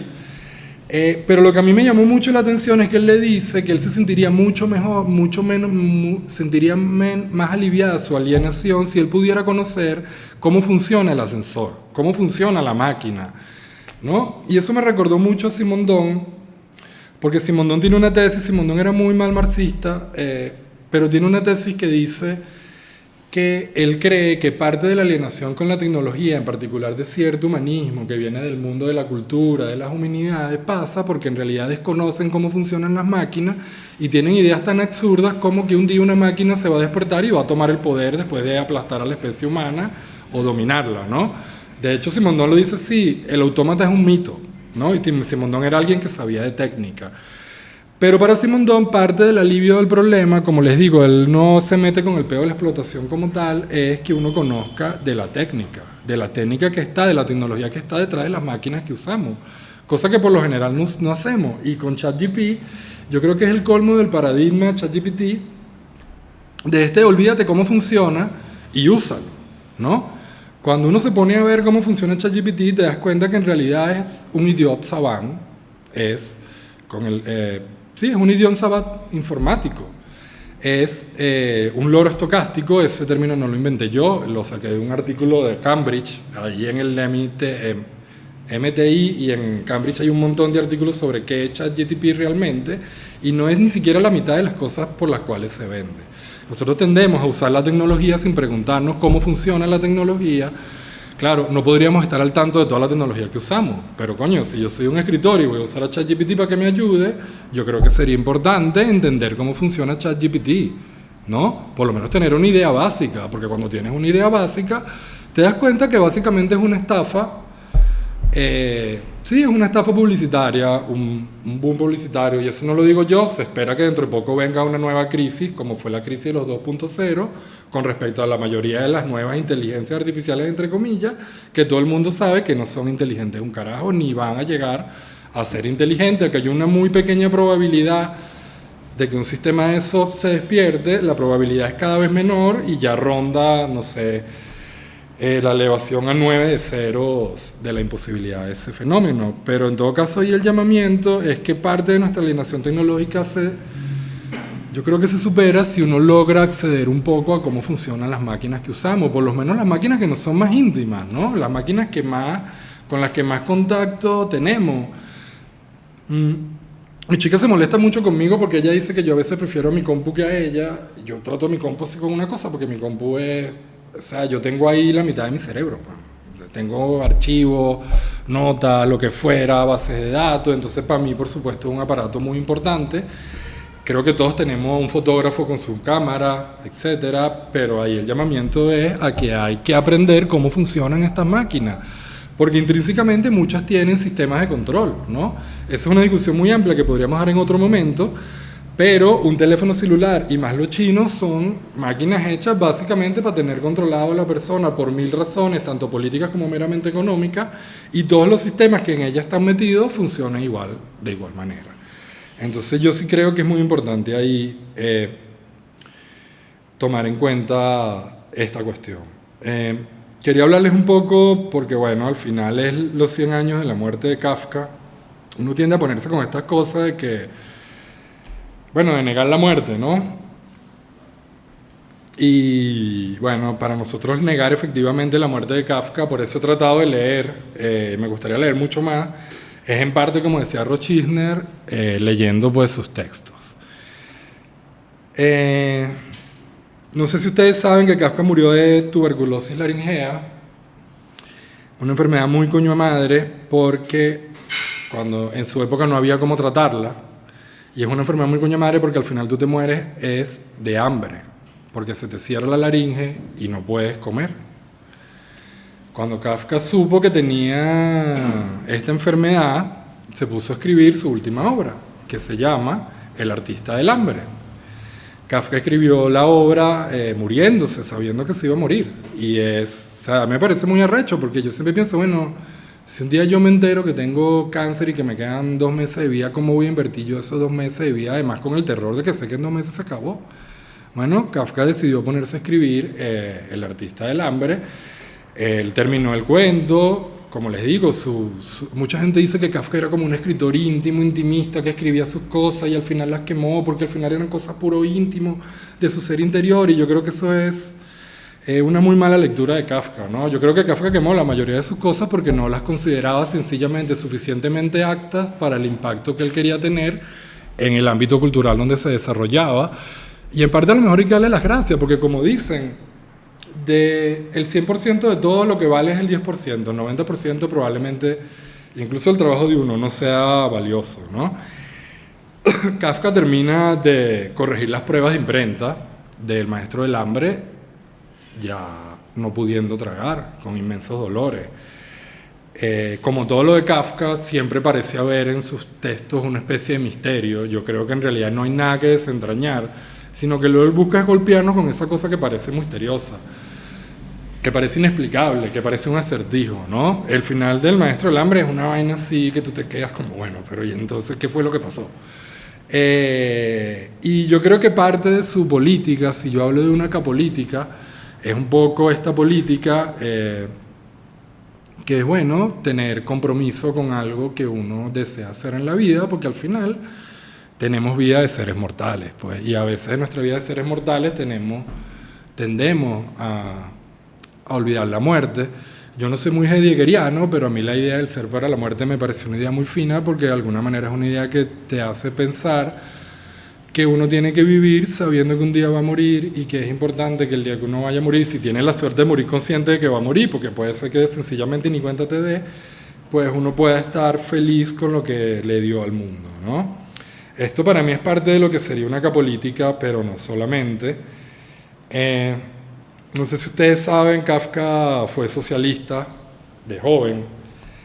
Él admiró mucho la República Española. Hay un pedagogo cuyo nombre no recuerdo, pero que al final lo asesina los fascistas, y Kafka fue incluso para manifestaciones que fueron diluidas por la policía. Y tiene un texto que está ahí en Cuadernos de Octava, que es una pequeña... Hay gente que dice que es una utopía socialista, pero a mí no me parece que sea en realidad una utopía, es más bien como una especie de pequeño proyecto, ¿no? Como de un proyecto para formar una comuna socialista. Entonces, claro, es muy loco como sucede con la mayoría de estos proyectos, porque, por ejemplo, no están admitidas las mujeres, ¿no? Qué sé yo, tiene cosas muy extrañas como que el capital también debe ser pobre. Y uno dice, bueno, pero es como una especie de contradicción en sus términos. Pero bueno, si se piensa él, bueno, era como una pequeña comuna, lo tengo por ahí, ahora lo podemos leer. Pero bueno, pensó un proyecto, pues, comunista. Una de las cosas que a mí más me impresiona de la vida de Kafka en general es su relación con el ascetismo. El maestro del hambre no solo tiene que ver con el hecho de que él no puede comer de hecho, sino con su ascetismo general durante toda su vida. Él se vuelve vegetariano en un momento, y desde la metamorfosis siempre hay una relación con comer y cómo te sientes, ¿no? Que está también muy desarrollada en su obra. Entonces, claro, de alguna manera, o sea, yo creo que tener 2 ovarios o 2 cojones para saber que vas a morir y, bueno, seguir trabajando fuertemente en algo que de alguna manera es una síntesis, pero también tener un compromiso, yo no sé si decir político, porque al final Kafka no tuvo un compromiso político militante con ningún partido ni nada fuera de su juventud, sino más bien con el campo y con el ámbito cultural, ¿no? Y ese es el compromiso que yo creo que también había que rescatar. Bueno, aquí él, fíjense que en su proyecto de comuna, hay cosas que parecen muy importantes, como que si uno se compromete a un trabajo tiene que cumplirlo, excepto en casos de enfermedad, que la persona tiene derechos, si se siente mal puede no ir a trabajar. Entonces estos temas que hemos ido trabajando pues están metidos ahí en ese texto de juventud. Un texto muy... o sea, se puede leer, yo diría que no es lo mejor de Kafka, igual es un texto de juventud, y bueno, sucede como con toda utopía. Bueno, que por desgracia una utopía es como uno cree que deberían ser las cosas, pero es muy jodido que 2 utopistas estén de acuerdo, sobre todo a la hora de implementar las cosas prácticamente, pues ahí se ve que cada quien tiene su utopía. Eso no imposibilita la política ni le quita un papel importante a la utopía, aunque yo creo que no es el más importante. No sé si están cansados. Yo sí quisiera leerles y hacer una pequeña reflexión sobre un último cuento de Kafka que tengo aquí, que a mí me gusta mucho porque me parece que es un cuento muy político y de alguna manera vinculado a la situación que estamos viviendo en Venezuela y en el mundo, a hacer una pequeña lista de pequeños cuentos hermosísimos de Kafka, vestidos, que tiene que ver con lo que es la mercancía. Mi negocio ya lo leí, que es mi emprendimiento. Hay otro aquí que tengo, bueno, lámparas nuevas. Sobre todo quería comentarles uno que hay un momento en un ascensor que es una cosa alucinante. Camino a casa, que es uno de los como que publicó en vivo. El otro se llama El Comerciante, El Tendero. Es una cosa hermosísima porque empieza el tipo saliendo de su tienda obstinado del trabajo. Pero hay un momento en que se monta en el ascensor y esos 4 o 5 pisos que sube son una alucinación. O sea, es una cosa volada. Uno lo podría llamar el efecto elevatorio de un ascensor en la psique humana. Es brutal. Voy a leer un cuento que a mí me ha impactado mucho toda la vida. De hecho, he escrito sobre él. No, déjenme llegar ahí. Quería leerles este. Tiene que ver con la psique, es muy corto también. Con lo que es sentirse como una cucaracha. Y si se quiere fabricar máquinas internas, máquinas subjetivas para uno trabajar su propia depresión, pues. Dice, elevarse de un estado miserable debe ser fácil aplicando la propia energía.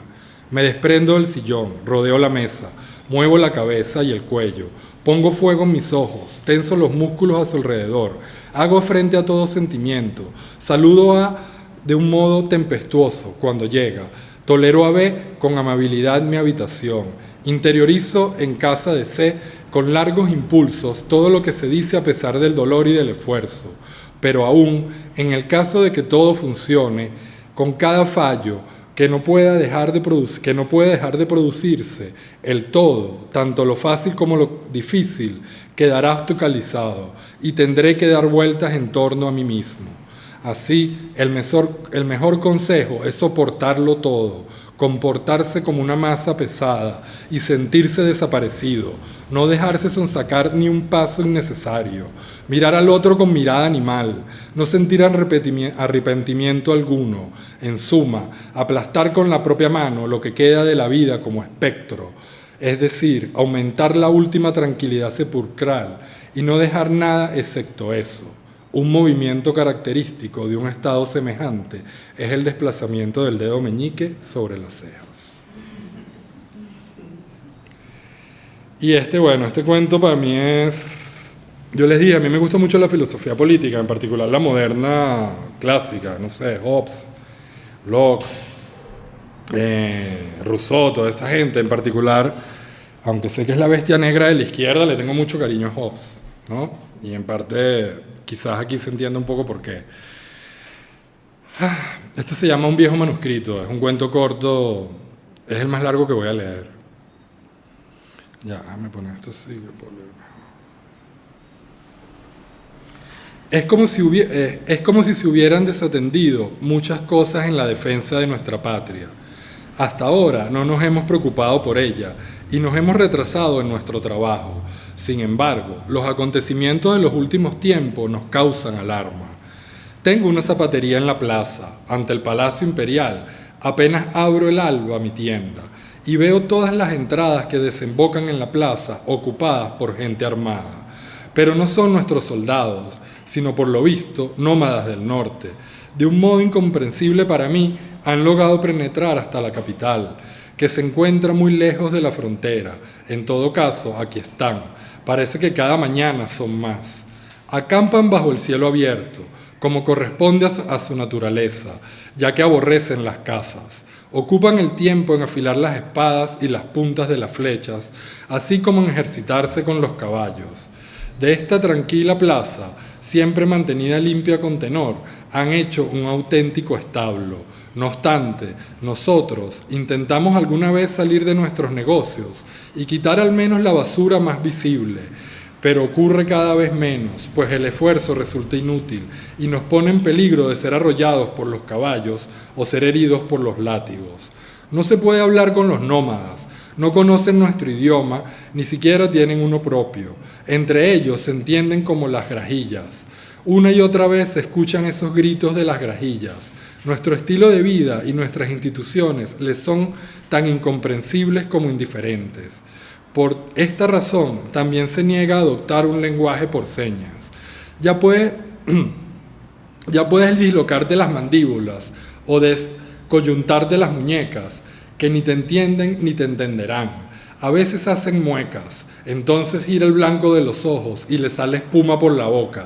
Pero con ellos no pretenden decir nada, tampoco asustar, lo hacen por costumbre. Lo que necesitan, lo toman. No se puede decir que ejerzan violencia. Nos apartamos cuando entran a coger algo y se lo cedemos todo. También de mis existencias se han llevado más de una buena pieza, pero no me puedo quejar, sobre todo si veo cómo le va al carnicero de enfrente. Apenas ha traído sus mercancías, ya se la han arrebatado todo, que es devorado de inmediato por los nómadas. También sus caballos comen carne. Con frecuencia se puede ver a jinete y caballo juntos comiendo el mismo trozo de carne, cada uno desde un extremo. El carnicero tiene miedo y no se atreve a interrumpir el suministro. Nosotros lo entendemos, reunimos dinero y lo apoyamos. Si los nómadas no recibieran más carne, ¿quién sabe lo que se les ocurriría hacer? ¿Quién sabe qué se les ocurriría hacer, aun recibiendo carne diariamente? Últimamente el carnicero pensó que se podría ahorrar, al menos, el esfuerzo de matar las reses y trajo por la mañana un buen vivo. Ya no lo va a repetir. Me refugié más de una hora en el cuarto trasero de mi zapatería, tumbado en el suelo, con todas mis prendas de vestir, colchas y almohadas sobre mí, para no oír los bramidos del buey, que era atacado por los nómadas desde todos los flancos para desgarrar con sus dientes trozos de su cálida carne. Solo me atreví a salir cuando ya hacía tiempo que no se oía nada, como borrachos alrededor de un de un tonel de vino, así yacían cansados en torno a los restos del buey.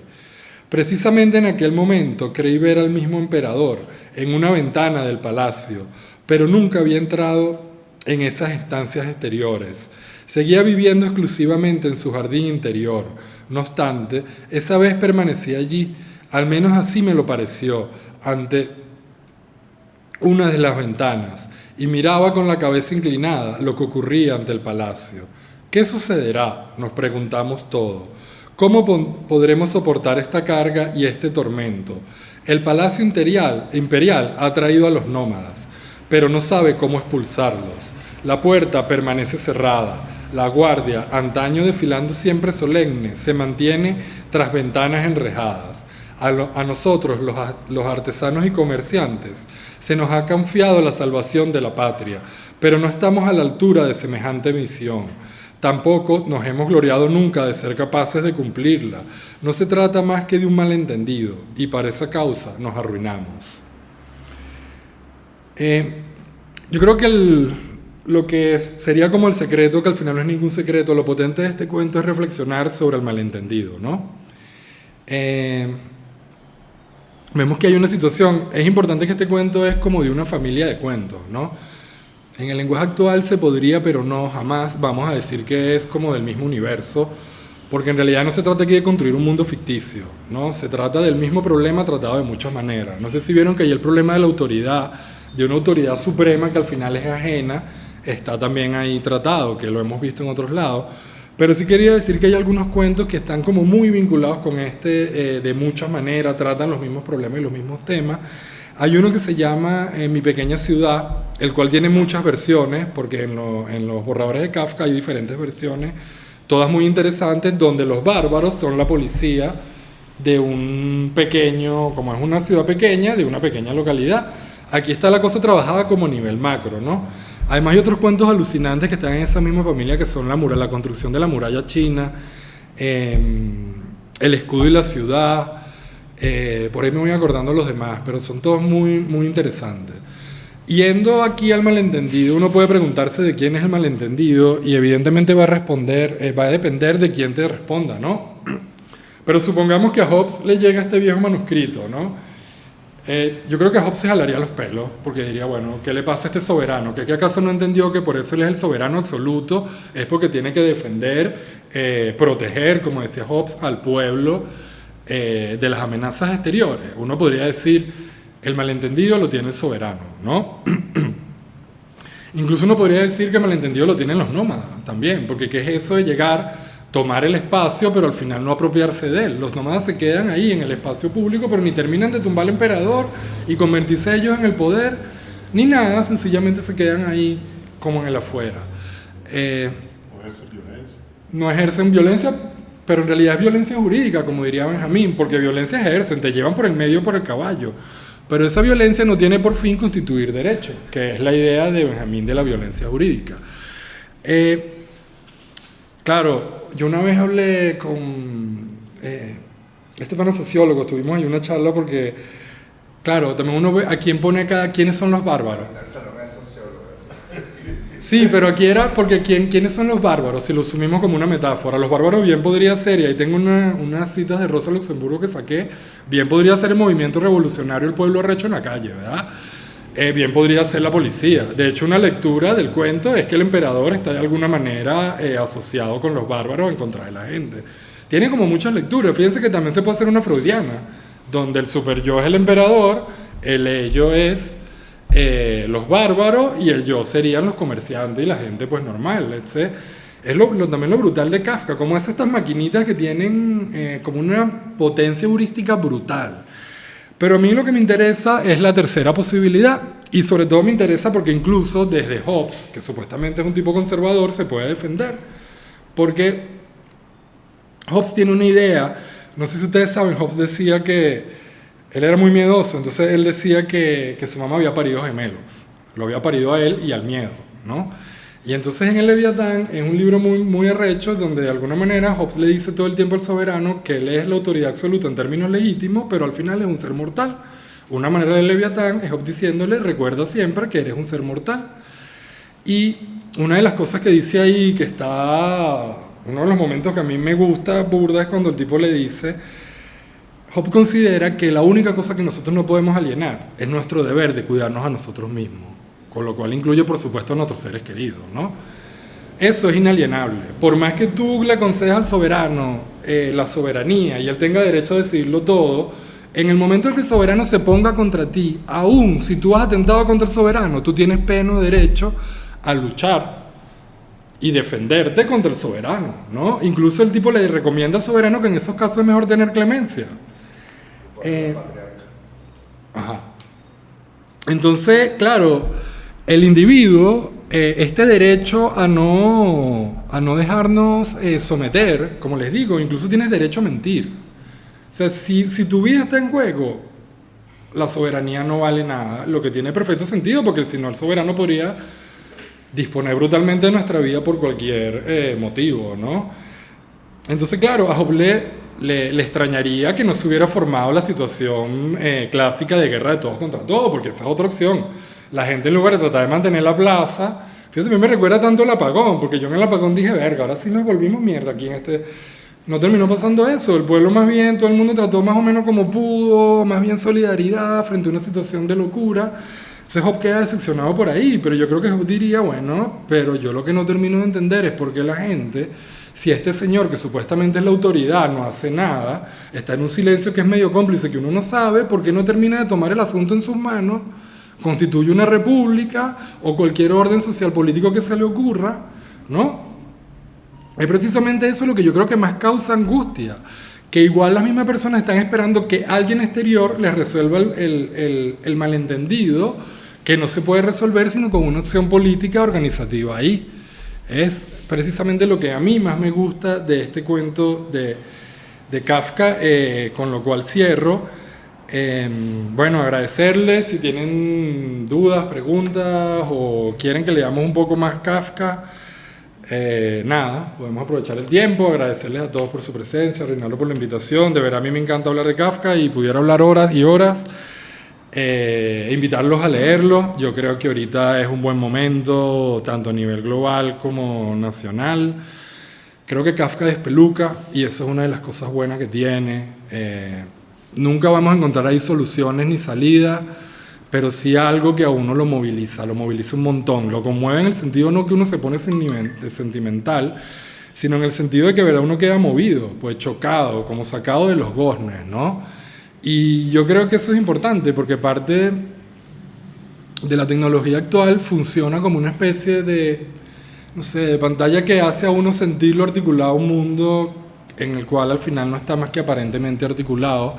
Y esa sensación de angustia, vivir de nuevo angustia, tener angustia, lo cual para muchos pensadores ha sido o sea, hay toda una patologización de la angustia que para el mismo Freud la angustia es un afecto, si se puede, yo creo que es mucho más que un afecto, pero es algo que te prepara para el miedo, es algo que te prepara para resistir, para luchar, es algo que te adecúa al lugar y al momento donde estás. Entonces esta cultura un poco narcótica, en que vivimos, por supuesto, ahí a veces no queda de otra que, bueno, como le hubiera gustado a Gregorio Samsa, pues narcotizarse un poco, como quiera que uno le guste, con un libro de entretenimiento, ver una buena película, una buena serie, descansar, pero también yo creo que es importante esa conexión que Kafka logra que uno tenga con la realidad precisamente, o con lo real, a partir de ese conmover, de ese movimiento, de ese coñazo que le mete a uno en el cual uno necesita como saber qué es lo que está pasando ahí en el texto y al final no hay algo que está pasando desentrañar, sino simplemente algo que te sacude y que Dios quiera pues nos ponga en la vía de tener una angustia o malestares productivos más que malestares destructivos, autodestructivos y autonegadores de nosotros mismos y no de la gente que queremos. No, que sería parte como de la conversación que venimos trayendo hace rato. Sin Kafka por medio, ¿no? Pero un poco pensaba, cuando te escuchaba nombrar los cuentos, también pensaba en descripción de una lucha, decía así como, toda la mayoría de la producción literaria de Kafka está como construida en un registro que me recordó mucho esa distinción que hacen Hogarth y Thompson, bueno, y William también, que rescata muchos features de la relación entre el impulso nivelador de la cultura burguesa y como la característica aspiracional de la cultura subalterna, ¿no? Entonces pareciera que como la producción literaria de Kafka está más bien como en la característica aspiracional de la cultura subalterna, y el problema es hacia dónde se aspira, ¿no? Si hacia la autoridad y el estatus o hacia la potencia colectiva. Porque un poco siempre está generando esa ambivalencia política, donde el código no está bien explicitado, donde los argumentos siempre son como para adelante, para atrás, ¿no? Hay siempre una ambivalencia política que nunca es una ambivalencia con el poder, con el soberano, para usar las palabras de Hobbes, sino que siempre son entre dos instancias intermedias con distintos grados de posicionamiento, ¿no? Eso por un lado, y como para generar conversación, porque creo que un poco es como porque creo que un poco cuando haces ya el cruce con Fischer del problema de la privatización de la salud mental, y pensaba un poco en el hábito furioso de Philippe Bourdieu, y decía, coño, la columna penitenciaria es más como el hábito furioso de Bourdieu, ¿no? Como lo público interviene en la medicalización y en el sostenimiento y en la limitación, en los contornos, en la colocación de contornos de la delincuencia, ¿no? Y como textos o sea, más en el lado del poder, y como textos como El Castillo y El Proceso dan más cuenta como de otros malestares, si se quiere, psiquiátricos del mundo contemporáneo, ¿no? Un poco eso como para las conversaciones que siempre tenemos a partir de Kafka. Yo he leído un poco sobre las reflexiones que se hacen sobre la vida de Dora, ¿no? Ajá. Y cómo en realidad él se siente libre,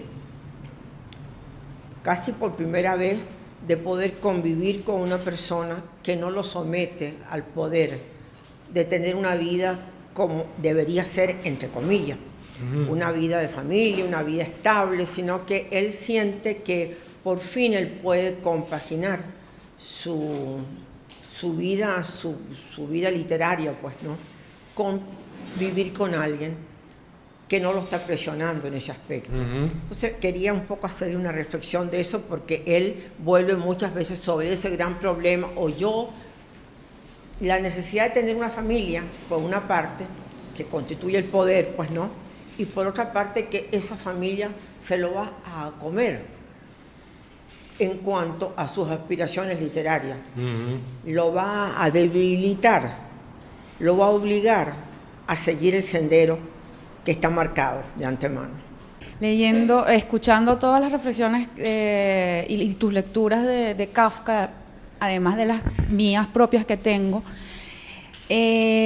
hice, mientras te escuchaba, una conexión con ese texto previo, muy previo, casi, no sé, 30, 40 años antes, de Kafka, de Herman Melville, el de Bartleby, El Escribiente. Es muy interesante porque yo veo allí algunos antecedentes de esa sensación que tú llamas, bueno, esa sensación de misterio, ¿no?, de cosa que no termina de suceder o que no sabemos qué sucede, pero que angustia, que está fuera de lugar, que nos descoloca y que sucede también, y tú lo supiste relacionar bien, lo anunciaste bien, En las películas de Buñuel, específicamente en El Ángel el Exterminador, ¿no? La gente no termina de saber por qué no puede salir de esa casa, ¿no? Esa cosa que no se ve, pero que está en todas partes y que a todos y a todas nos acomete, nos inmoviliza. Creo que el anverso, el negativo de ese sentimiento, de esa sensación, de ese fenómeno, está en el cuento largo de Melville, porque es este trabajador que sencillamente preferiría no hacerlo.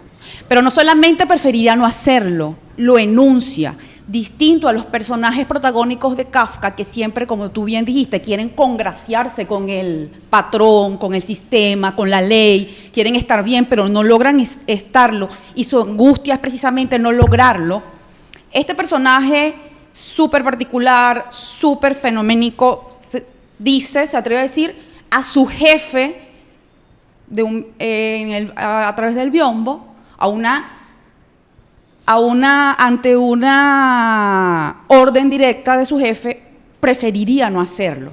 Está en esa zona liminar de no decir que no, ni decir que sí, pero no hacerlo. Y es allí donde todo en este cuento empieza a ser, por un lado absurdo, por un lado angustiante, por otro lado risible, pero una risa macabra, una risa que descoloca. Este cuento ha dado para mucha crítica. Deleuze, Agamben hizo también su propia lectura, lo tomó por el lado de la potencia que no se realiza. Yo creo que estaría interesante establecer una relación o una lectura desde esta esquina desde la cual tú tomas a Kafka, tan particular del capitalismo, ¿no? ¿Qué pasa? ¿Qué pasaría ante un montón de obreros, trabajadores, y es bueno la huelga, ¿no?, que prefieren o preferirían no hacerlo? Es decir, ahí hay un gesto político que Deleuze no sé si lo trabajó desde esa perspectiva, ni tampoco Agamben, pero que gracias a tu lectura puedo hacer unas conexiones que me invitan a leer ahora esta obra antecesora de Kafka en ese registro. Y bueno, eso lo agradezco mucho porque se puede escribir algo al respecto, pensarse, reflexionarse, ¿no? Me llamo Andreina Vallejo y me pareció muy interesante la primera parte porque yo creo que hoy en día vivimos como en la cultura del autoritarismo, ¿no?, de que tenemos que producir, y siento que los seres humanos, más allá del valor que tenemos por simplemente existir, tenemos este valor añadido por las cosas que hacemos, que sí me parece importante, pero creo que a veces nos vemos a través de la mirada de solamente lo que hacemos, de nuestra profesión, de lo que estudiamos y de ese papel que tenemos como en la sociedad. Y me pareció interesante esto de la cucaracha, porque yo creo que cuando las personas ya van creciendo y son adultos mayores, son como la cucaracha de la sociedad. Y suena fuerte, pero creo que es así, porque no se crean como políticas públicas para las personas, y por lo menos en Venezuela, como que sí se quiere hacer saber que esas personas existen, porque obviamente, pero es a través de un bono, ¿no? Y ni siquiera es un programa económico con lo que esas personas puedan como subsistir. Y como sociedad también le damos la espalda a las personas mayores. Entonces yo creo que son como la cucaracha de la sociedad, y creo que quizás así ellos se pueden sentir. Ok, voy a empezar por el final. Y sí, yo creo que el tema de los adultos mayores es un tema muy importante. Yo creo que, sin embargo, aquí en Latinoamérica todavía, en la mayoría de las clases, pues la gente mayor tiene un papel importante en la familia. Es decir, creo que su situación es un poco mejor que en los países del primer mundo, aún hoy, donde quizás todo esto también es muy relativo, ¿no? Hay más esa idea de que una persona mayor ya vive solo en un asilo, aunque tenga condiciones de vida quizás más favorables, y por eso digo que todo es muy relativo, pues hay cierta exclusión. Pero sí, yo creo que, fíjate, hay una primera cosa que uno, o sea, yo no sé si es exactamente tan mal, pero uno tiene el imperativo de que tiene que ser productivo, en el sentido de que No puede ser un parásito que lo mantengan a uno y todo el mundo fajado trabajando por uno y uno vive de eso, ¿no? Eso le pega siempre a las personas entre más crecemos porque, bueno, en muchos casos uno va perdiendo facultades. Hay un chiste que a mí me gusta mucho que es a mí, no, yo no tengo ningún problema con la vejez, excepto que el cuerpo cada vez me va abandonando más. Pero más allá, bueno, la situación social que tú dices es verdadera. Y yo lo conecto con lo que decía Mónica, porque parte del desafío que yo siento que tiene esta sociedad es buscar relaciones sociales que superen un poco las de la familia, aunque no tienen que destruirla, pero es precisamente encontrar esos espacios donde uno pueda ser feliz haciendo lo que hace con gente a la que quiere, ¿no? Siempre va a implicar algo de deber, supongo yo. Pero precisamente pues Kafka tuvo la mala suerte de tener una familia que aspiraba de él cosas a las cuales él no aspiraba y que siempre tuvo cierto poder sobre él. Su padre, por ejemplo, que le decía, o sea, se la pasaba criticándolo por todo, porque Kafka que precisamente quería un trabajo que le diera para vivir, para tener tiempo para escribir. Y el padre de Kafka veía eso como una cosa horrible, un tipo que tiene eso tenía un nombre en alemán, pero es un trabajo para ganarte la vida, pues.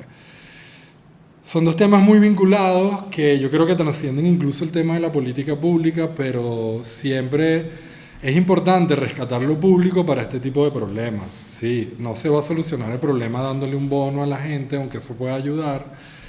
Es un problema social que exige pues, soluciones que yo no tengo a mano, pero me parece que describe muy bien el cuento la situación de las personas adultos mayores, las personas enfermas, algunas personas con problemas de salud mental, tanto como algunos estados de ánimo que a veces tenemos cualquiera. Y eso me parece muy importante. Lo que decía Yanu, mira, yo tiendo a hacer como una relación entre el proceso y preferiría no hacerlo. Porque para mí el proceso es muy duro al principio, pero a medida que avanza se va haciendo humorístico. Yo no sé si ustedes vieron ese capítulo que se llama La reunión con el subdirector. Es una vaina que yo, o sea, lo leí antes de ayer y no aguanto, o sea, me reía muchísimo porque es esa cosa buñuelística de unos códigos y unas situaciones de comportamiento que son inentendibles. Con preferiría no hacerlo me pasa al revés. A mí me parece humorístico al principio, pero a medida que la novela se desarrolla, pues se enrolla. Y esto lo digo porque uno podría pensar en preferiría no hacerlo como una estrategia frente al capital. Pero es una estrategia que al final termina fracasando y uno podría pensar que en parte termina fracasando porque no se articula socialmente, ¿no? Termina en el aislamiento de Barterville. En el proceso de alguna manera también hay un aislamiento, ¿no? Pero es muy duro lo que le sucede al protagonista al principio. Al final yo siento que la cuestión se relaja. En todo caso, bueno, a mí Agaban es un autor que me parece, no sé, un autor que no tiene mucho que ofrecer para la política. De hecho, no tiene nada que ofrecer para la política, sino ya derrotado, pues. En cambio, el texto de Deleuze me parece mucho más fino porque él enfoca la figura de Bartleby como un ángel travieso y de alguna manera caído, ¿no? Y bueno, yo creo que por ahí preferiría no hacerlo, puede ser una estrategia de inicio, pero que de alguna manera hay que articular con los demás, porque aquí tenemos siempre protagonistas individuales que yo creo que, por más inventivos y creativos que puedan ser, porque por lo menos la parte que Kafka suelta el abogado en el proceso me pareció genial. Si alguna vez han estado metidos en un proceso legal, pues hay abogados muy finos, pero hay otros abogados que sencillamente pues no. Entonces claro, hay como salidas, pero estas salidas quizás por ser excesivamente individuales fracasan, ¿no? Lo que dice aquí que yo creo, a lo mejor existe y yo no lo conozco, pero habría que hacer una investigación de cómo era la relación de Kafka con el campo cultural en que se movía. Cuando cerraron Hiperión, que fue una de las revistas donde él publicó algunas de sus cosas en vida, revista donde también publicaba gente como Rilke, Kafka escribió un texto muy sentido, bueno, defendiendo la experiencia de la revista, ¿no?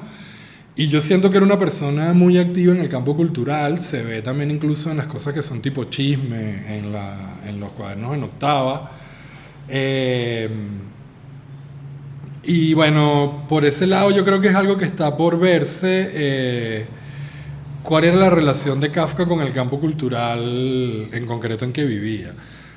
Con respecto a la modernidad, yo siento a Kafka más insatisfecho porque la modernidad no logra realizarse, y en parte para mí esto tiene mucho que ver con la negación que el capital hace de todo ideal, porque al final la modernidad es un ideal. Yo creo que Kafka está más del lado de la modernidad que en una supuesta modernidad, en una supuesta posmodernidad o en una crítica de toda modernidad. Pero siento también que fue tan rápido el proceso en el Imperio Austrohúngaro, y sobre todo esto lo digo con muchas pinzas porque tengo que investigarlo más, en el cual se impuso tan rápido la modernización que ya para el momento de Kafka hay cierto posmodernismo en el aire, cierta crítica de las figuras que habían hecho como... ¿Cómo se llama el pan este del beso? Klim. Klim hizo un movimiento más o menos en ese momento donde ya hay una crítica a la modernidad. Klim, que es un tipo bastante moderno, y yo creo que Kafka estaba en una postura un poco más, todavía más vanguardista. Bueno, la modernidad es famosa por hacer vanguardia. Sin embargo, siento que un poco como Fischer ahí, que bueno, ahorita al capital le vale madres si el ideal de uno es vanguardista, es moderno, posmoderno o cualquier cosa, porque es capaz de aprovecharse y destruir la sustancia de compromiso que hace todo ideal. Pues un ideal que no tiene nada comprometido, que nadie está comprometido con él, pues sencillamente eso es como una cosa que nos decimos, no sé, no es nada, ¿no? Y el capital tiene ahorita la capacidad de destruir ese sustrato de los ideales, por lo cual el ideal moderno pues también está en crisis, ¿no? Pero yo siento a Kafka ahí en una lucha más por una modernidad cabal, que una lucha antimoderna. Como les digo, yo no puedo interpretar La colonia penitenciaria como un texto posmoderno. A mí me parece que todo lo contrario. La colonia penitenciaria habla de lo arcaico para introducir en sus otras novelas lo moderno, y bueno, ahí es precisamente donde está la lucha. Si La colonia penitenciaria puede volver, a lo mejor ya ha vuelto aquí y allá, ¿no? Claro, y el capitalismo siempre ha tenido esa capacidad, sobre todo en el liberalismo, de vincular lo arcaico con lo moderno. Entonces tenemos estas figuras que pueden existir perfectamente en Arabia Saudita, de total esclavitud de la mujer, en un capitalismo perfectamente capitalista. Y bueno, el capital tiene esa fuerza, ¿no? Creo que eso es lo que puedo decir por el momento. A ver, ¿qué más tenía aquí? Sí, eso, del autoritarismo que... O sea, yo me pregunto, ¿el problema de Kafka es con la ley o es con las mediaciones de la ley? El problema de Kafka es que en realidad no tiene ninguna importancia estar ante la ley o la imposibilidad de estar ante la ley, dado el montón de mediaciones, porteros, cosas que no dejan que haya una relación que yo creo que siempre va a ser en falta, pero una relación con la ley. Lo digo sobre todo por esa idea de Lacan entre el vínculo entre ley y deseo, ¿no?